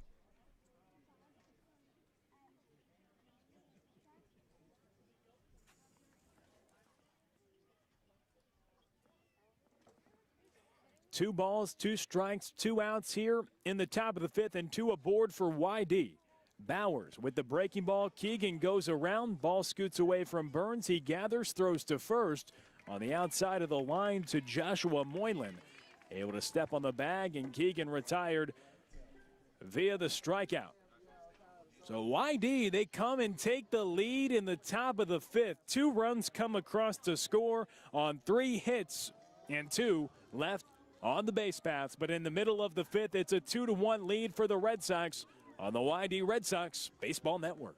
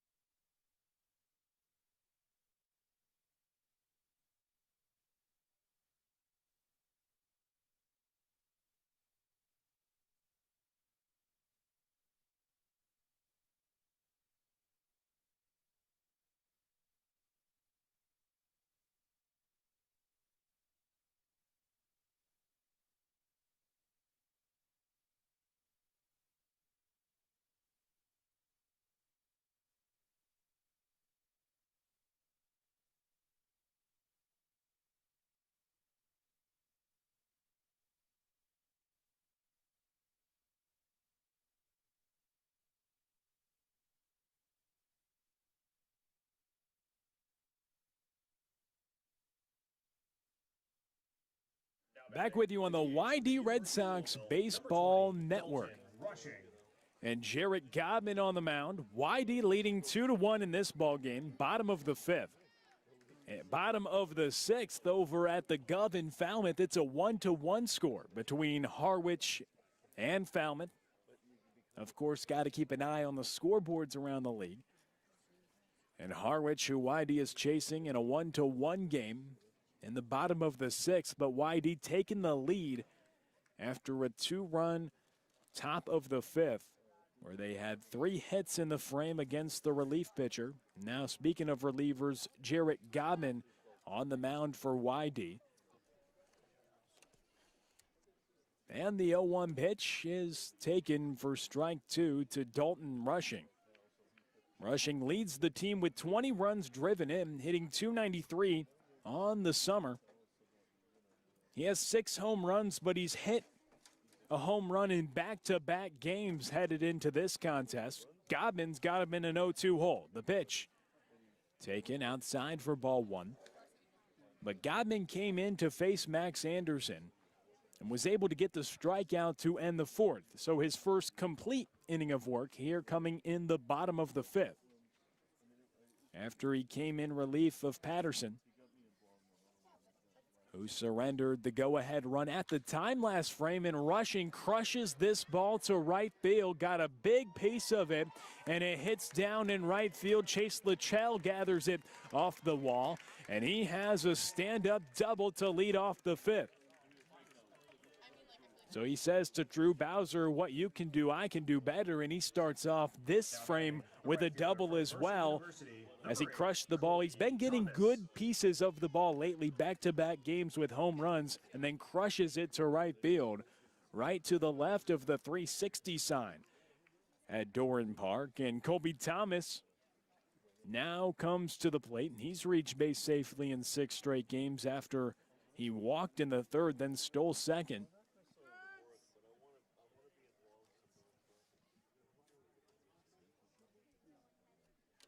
Bourne now with back-to-back innings with extra base hits off YD pitching. And it's Thomas who squares around a bunt, but it goes foul. No balls, 1 strike, nobody out. Rushing on second base after the double. The big third hitter in the lineup, the designated hitter standing on second base. As Godman, the right-hander out of Oklahoma, working here to Colby Thomas. In the bottom of the fifth, a 2-1 lead for YD. The pitch, swing and a miss, slider. Well out in front of it was Colby Thomas, and now in a 0-2 hole. Jarrett Godman tied for his team-leading 9th appearance of the summer. His most recent appearance came on the 24th of July against Brewster. He went 2 innings and surrendered 2 earned runs.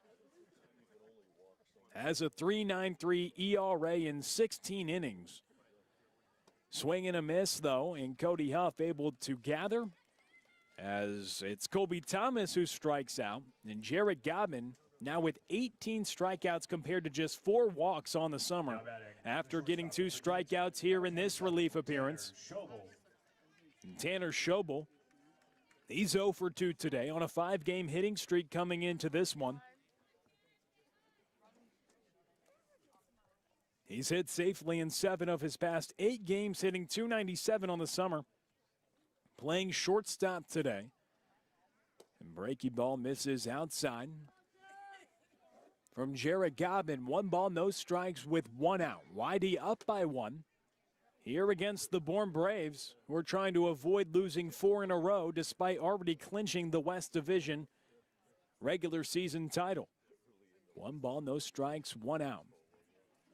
You've got Dalton rushing on second base after he led off the bottom of the 5th with a double. And the fastball is too high from Jarrett Godman. So now 2 balls and no strikes.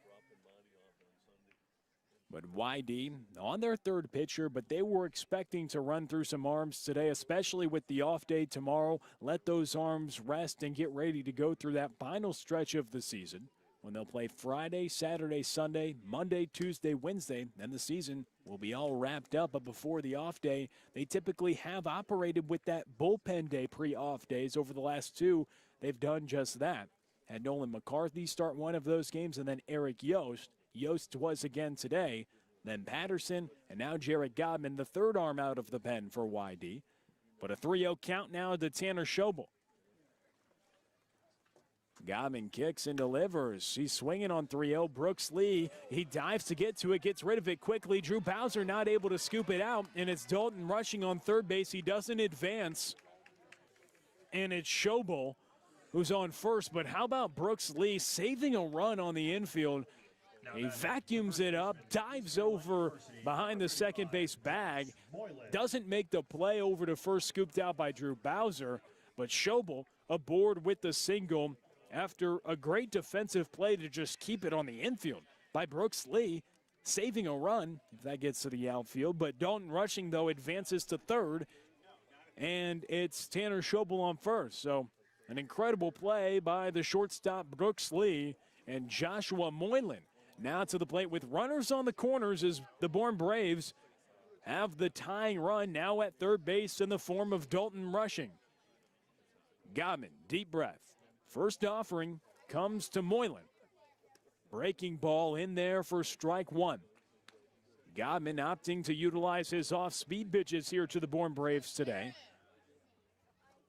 Moylan hitting 166 on the summer, has 1 home run and 3 runs driven in. And Bourne would love to tally another to that RBI column with a runner on third base and just 1 out, but a swing and a miss. And now an 0-2 count after Godman got Moylan behind his fastball. Runners on the corners here in the bottom of the 5th.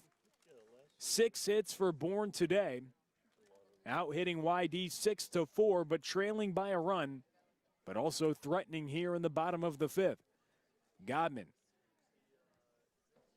delivers the 0-2 pitch, and it misses outside.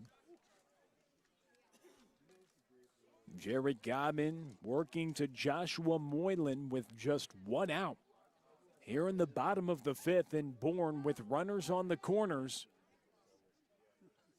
Threatening after YD took a 2-1 lead in the top of the 5th. The 1-2 pitch misses outside, and the count evens at 2 balls and 2 strikes. Both off-speed pitches from Jared Godman, missing with 2 strikes. And the left-handed hitting first baseman at the plate, and a big spot for Bourne with a runner on third base in the form of Dalton Rushing. And that ball hit hard right side. It's going to be down in right field. Rushing comes across to score. And in center field, it's Chase Luttrell who's able to pick it up after him and Briley Knight were tangoing in right center field. And it's going to be an RBI single for Josh Moylan. So Dalton Rushing comes across to score. Schobel moves to third. And it's an RBI knock for Moylan. He's on first base. It's a 2-2 ball game here in the bottom of the 5th. So Bourne striking back in this one. And we're knotted at 2. Jarrett Godman on the mound trying to get the final 2 outs here in the bottom of the 5th. But after YD strikes and takes a 2-1 lead, Bourne claps right back to equalize the game. Zach Agnos, who's 2 for 2, is who Jarrett Godman will have to deal with. He now has 4 multi-hit games, but he has yet to have a 3-hit game this summer. He's 2 for 2. The 0 first pitch offering misses inside from Jared Godman. 2-2 ball game after Dalton Rushing doubled and then came around to score on the Joshua Moylan RBI single. He's on first base, runners on the corners, 1 ball, no strikes with 1 out. And Godman steps off. Agnos hitting 169 on the season.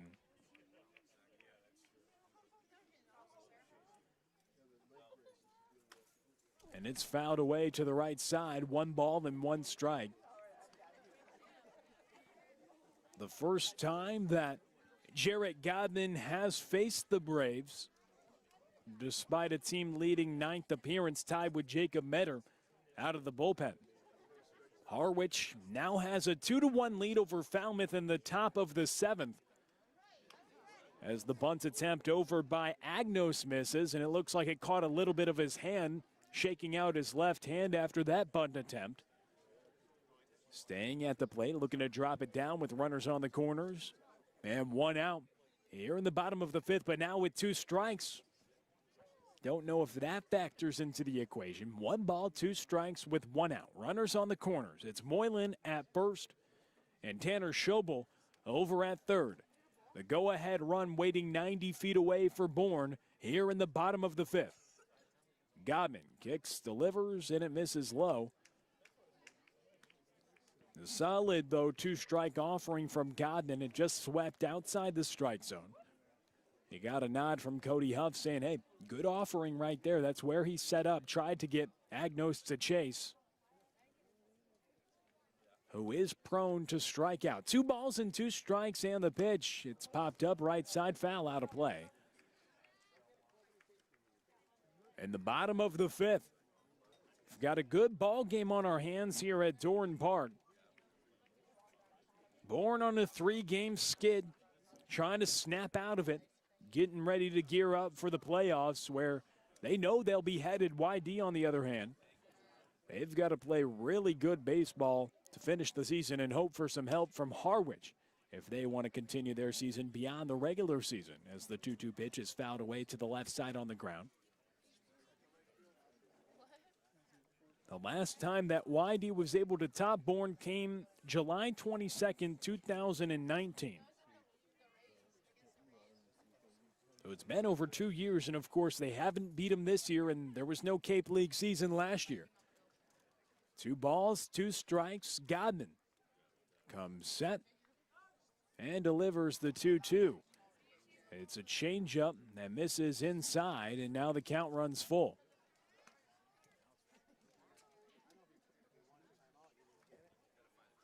Yeah, Rushing, who doubled and scored to tie the ball game. And Schobel at third base with Moylan on first. Runners on the corners, 1 out. 3 balls and 2 strikes. Godman here with the pitch to Agnos, and it misses low. It's a free pass issued to Agnos, and now the bases are loaded.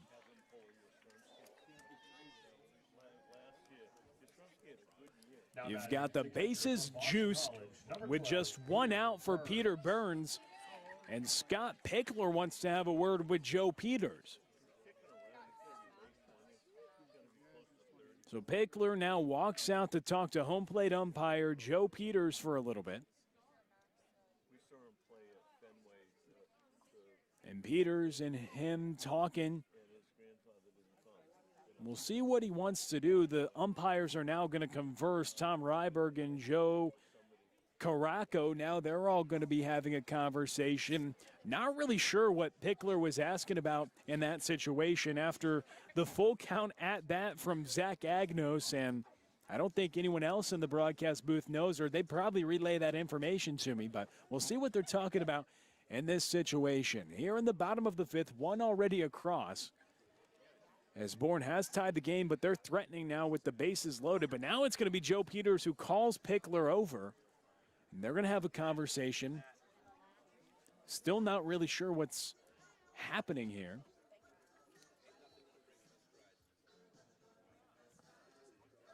Yeah, after the 7-pitch walk, it's warranted a lot of conversation from Scott Pickler and the umpires. And it's warranted a lot of curiosity on our end where we're not really sure what's happening in this situation. But it's an animated Scott Pickler talking to the umpire, seeing what's going on. You've got the bases loaded waiting for Peter Burns here in the bottom of the 5th. A 2-2 ball game, a crucial situation in this game. And Scott Pickler, he's getting his money's worth to the umpires right now. We'll take a quick break and try to iron out what's going on the field next on the YD Red Sox Baseball Network.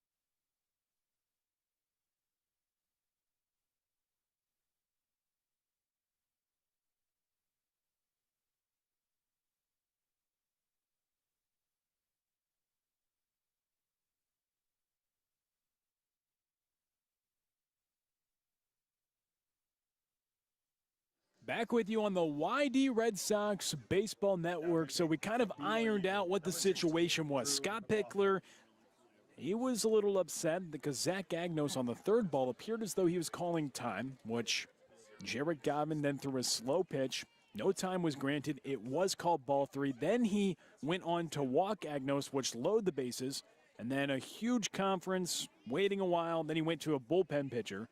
So that's what the long break was for. Now it's Reed McLaughlin facing Peter Burns with the bases loaded out of the bullpen.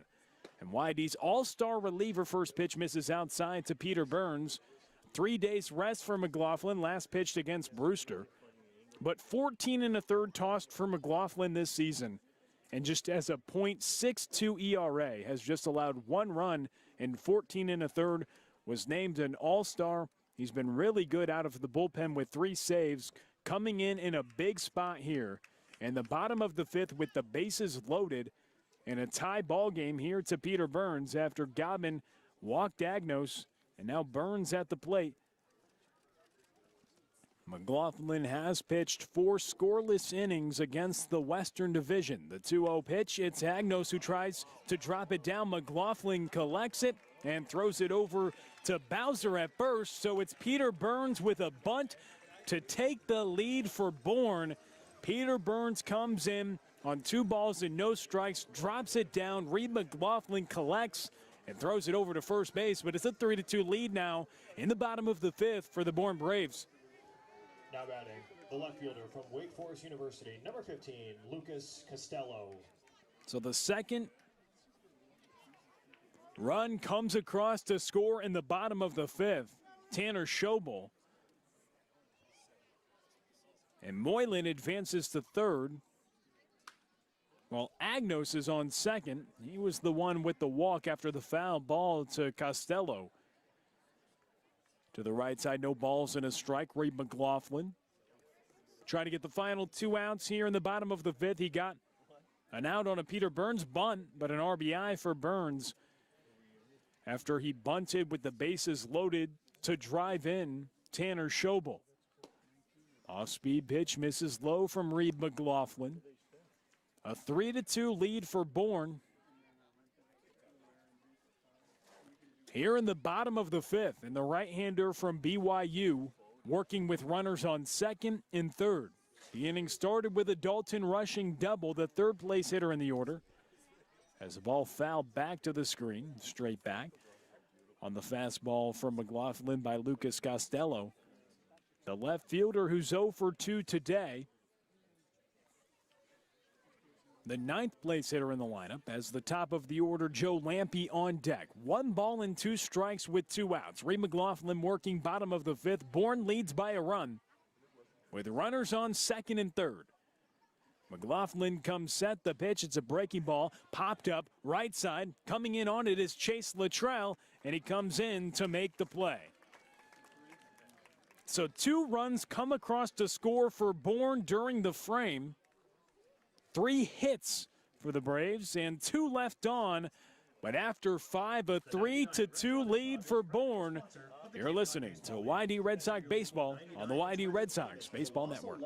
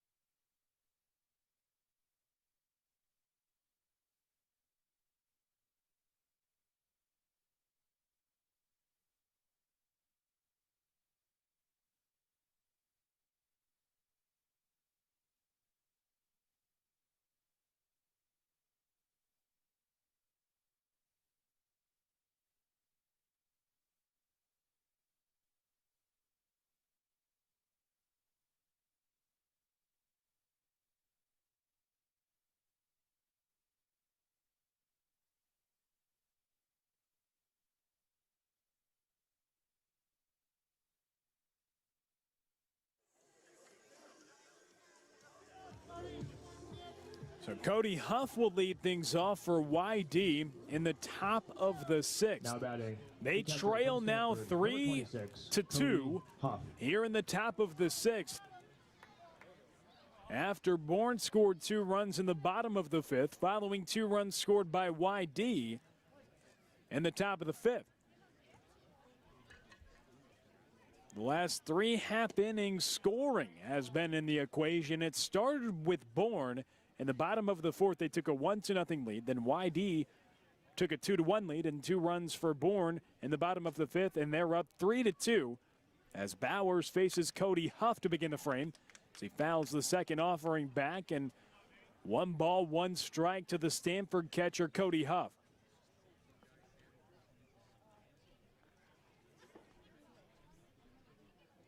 Reed McLaughlin had his name called out of the bullpen after long conversation with Scott Pickler about the at-bat from Agnos as Cody Huff drives this to center, but Joe Lampe doesn't have to move, and there's 1 out. This is the longest outing now batting for Bowers now this summer after recording an out here in the top of the 6th. His longest previous outing came against Harwich when he went 2 innings and surrendered 2 earned runs, his only 2 earned runs allowed this season. As the ball is grounded right back to the pitcher, the big 6'5" righty jumps up, gathers it, and flips over to first. 2 quick outs for the right-hander here in the top of the 6th. Now Drew Bowser now batting. Will hit with 2 outs and nobody on, top of the 6th. Bowser had a ground rule double to lead off the 5th, came around to score on a Zach Lou bunt. That caused an error by Peter Burns. He's first pitch swinging over to Max Anderson at third, across the diamond to first, and a quick 1-2-3 inning for the right-hander Dylan Bowers. He sets down the side in order after Bourne takes a 3-2 lead. They're up by a run in the middle of the 6th on the YD Red Sox Baseball Network.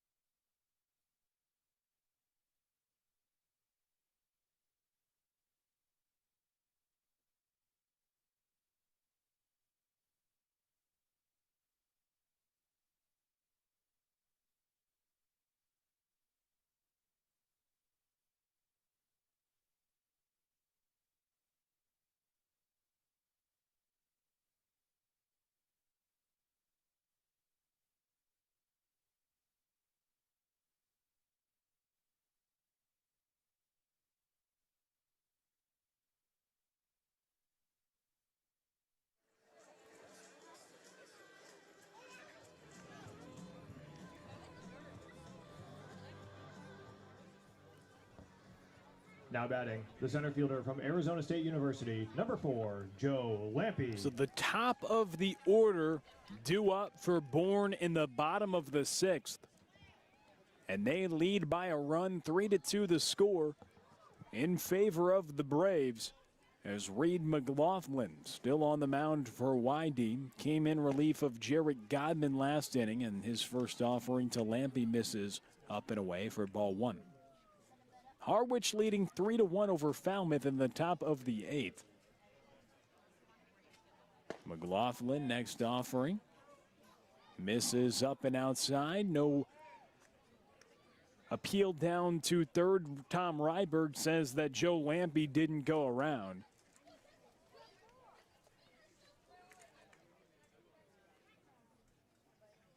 Next offering from McLaughlin misses high, so now 3 balls and no strikes to Joe Lampe. But in the top of the 8th over at Falmouth, a 3-1 lead for Harwich after they got yet again another great start from Trey Dombrowski. He's proven to be one of the best starting pitchers in the league. He went 7 innings, 1 run allowed tonight, 7 strikeouts and 1 walk. And the 3-1 pitch taken outside for ball 4. He's given Harwich a good chance to win this ball game. Max Anderson.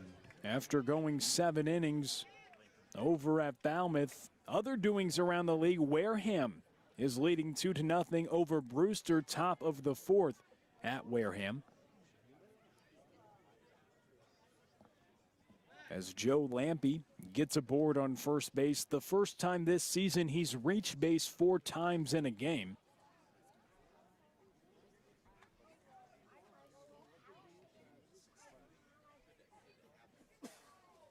As Reed McLaughlin now facing off against Max Anderson.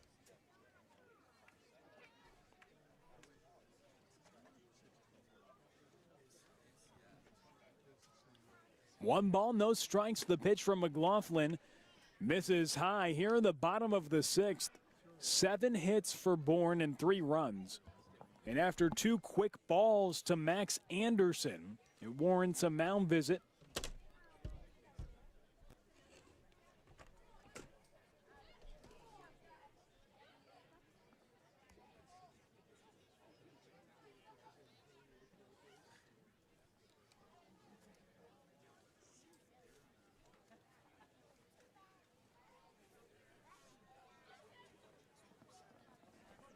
As McLaughlin works here to Anderson. 2 balls, no strikes. He kicks and delivers breaking ball that misses low, so now in jeopardy of walking the 2nd consecutive hitter.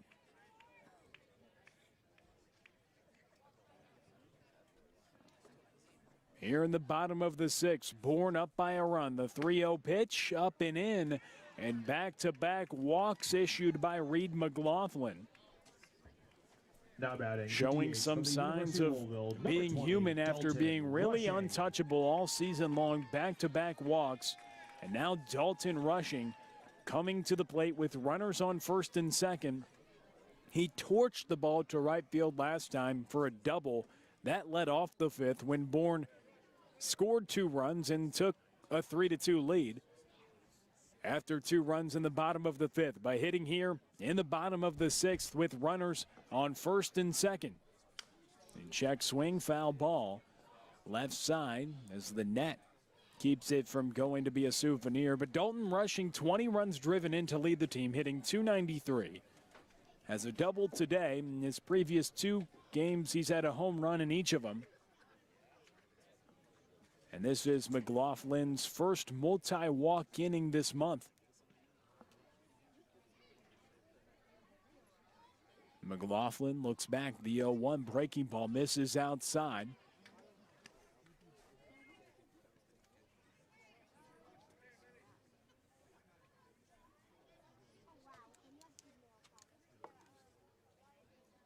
One ball and 1 strike to Dalton rushing.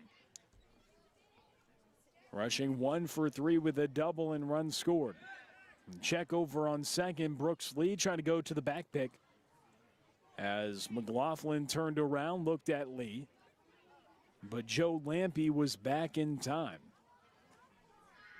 1 ball, 1 strike. Reed McLaughlin here at Doran Park with the lights beaming down this evening. It's a fastball taken outside for ball 2. So McLaughlin trying to find the strike zone. He's walked the first 2 hitters he's seen here in this frame.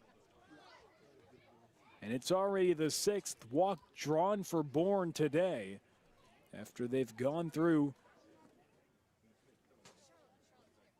different YD pitchers today. Fastball that rushing is tardy on. Rushing with 30 hits on the season.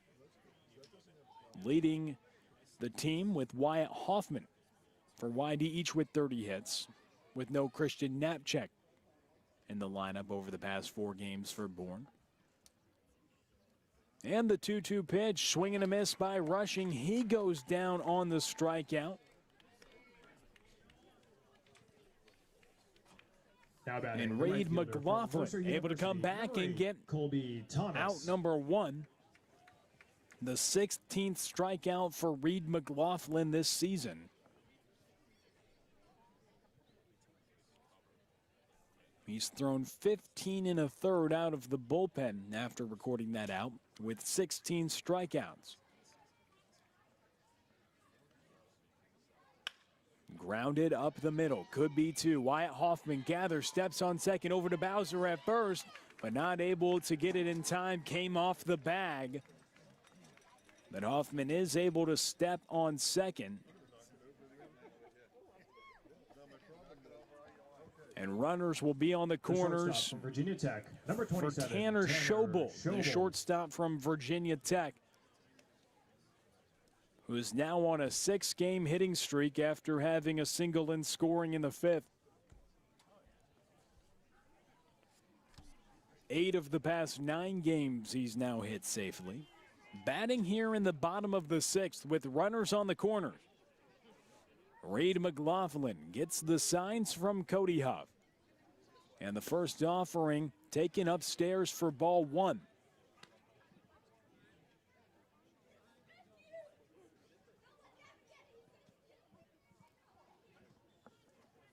One ball, no strikes with 2 outs. So Colby Thomas grounded out to Wyatt Hoffman, stepped on the bag but couldn't turn to. Could have potentially flipped it over to Lee, but stepped on the bag, which was the right move by the good defensive second baseman. 2-0 play, popped up right side. It was hit right up the middle to Wyatt Hoffman in that situation.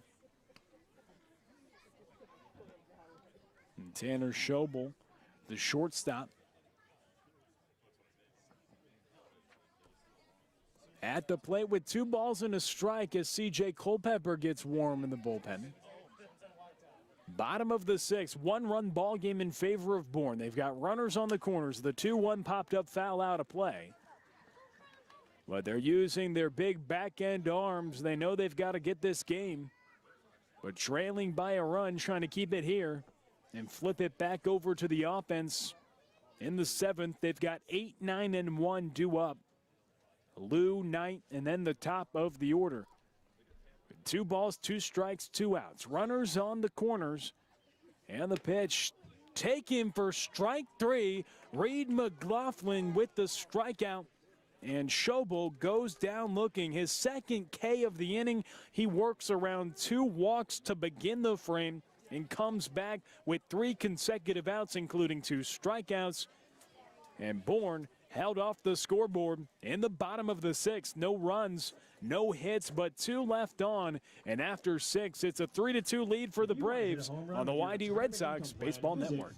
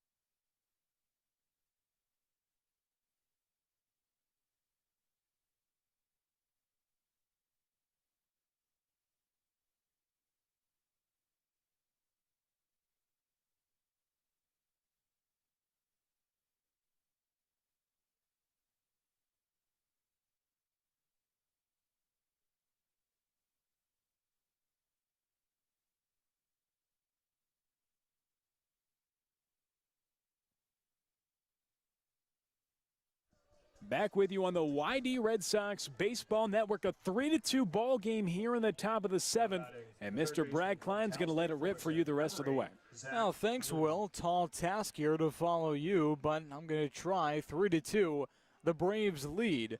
In the top of the 7th inning with Zach Liu, the Cal State Fullerton righty, digging in against Dylan Bowers, who's so far so good, in relief of Tristan Freeling. 3 innings, 2 runs, but none of them were earned. A ball and no strikes on the fastball inside to Liu, who reached base earlier in his last inning, or rather his last at-bat, on an attempted sacrifice bunt.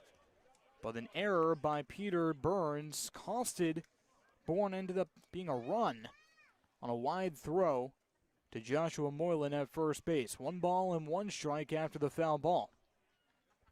Zach Liu struck out swinging in the 3rd. The Virginia transfer, big 6'5" righty, delivers a fastball that misses outside. 2 balls and a strike with no one on, no one out. Well, coming into this game, Bowers with a 2.57 ERA, and this is his 6th appearance for the Braves. Already, though, his longest appearance, 2 balls and 2 strikes after the fastball gets over. In his 2 seasons at Northern Colorado, had a 5.92 ERA, but the frame and the fastball was enough to get him on the Cape. The changeup outside. The count is now full to Zach Liu.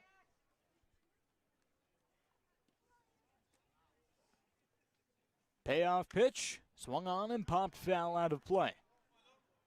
So Zach Liu wipes off his batting gloves, exposing the green handle on his bat, and settles back in. A full count, no outs, no one on, with Briley Knight on deck. YD down by 1. And that one tattooed to deep center field, but Joe Lampe saunters under it to make the catch for out number 1. Hey fans, Devidime is the official website development company of the YD Red Sox. They designed and developed our league best website and helped us with marketing to bring more fans to the games and more people to our website. Devidime helps organizations generate more leads and maximize their marketing budget. Check out devidime.com to learn more, and be sure to like Devidime on Facebook.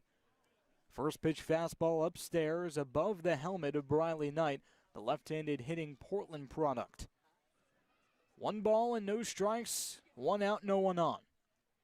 Top of the order waiting on deck. Knight tries to drag a bunt, and the curveball misses inside. It didn't look like Knight pulled back in time, but he did, according to the third base umpire, Tom Ryberg. So now it's 2 balls and no strikes,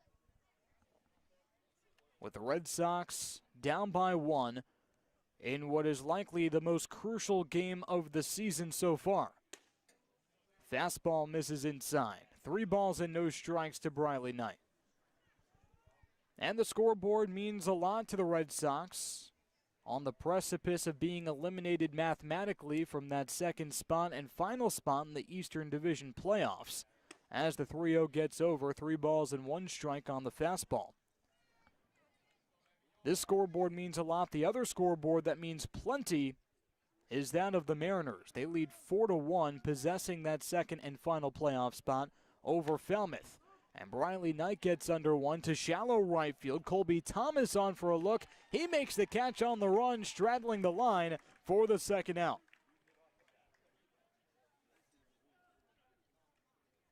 So 2 flyouts, 2 away. The second baseman from Flip the lineup card over to Wyatt Hoffman, Hoffman, hitting in the 1 spot. No one on for Hoffman. He's 1 for 3 on the day with 2 strikeouts and a single in the 1st inning. Breaking ball in the zone for strike 1. YD got 2 runs in the 5th inning. That's the good news. The bad news is that they gave them both right back in the bottom half of that frame, and a nubbed breaking ball hit to the right side and foul. No balls and 2 strikes. Back-to-back breaking balls to Wyatt Hoffman. We'll see what Bowers does here. Hasn't gone to that breaking ball too much. He's been sitting fastball. The 0-2, another breaking ball, another swing and a miss. Wyatt Hoffman trotting over to first. A low throw by Burns is corralled by Moylan at first base. Signed retired. No runs, no hits, and no one left on. Dylan Bowers racking up his third strikeout to retire the side. It's stretch time from Doran Park as YD trails 3-2.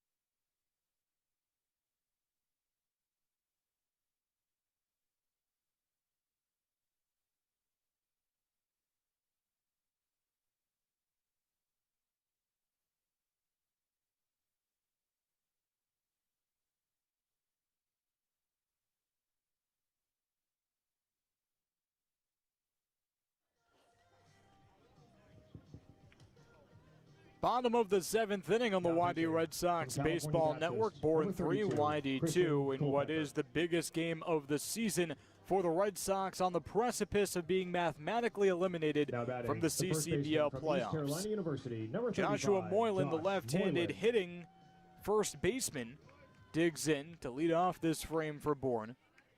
The Bravos have had 6 base runners ever since his single in his last time up in the 5th inning. None of them have been hits, and a big swing and a miss on the first pitch breaking ball by C.J. Culpepper, the junior from Cal Baptist, making his 9th appearance of the year. 3 saves and 11 innings pitched. Changeup misses low and away.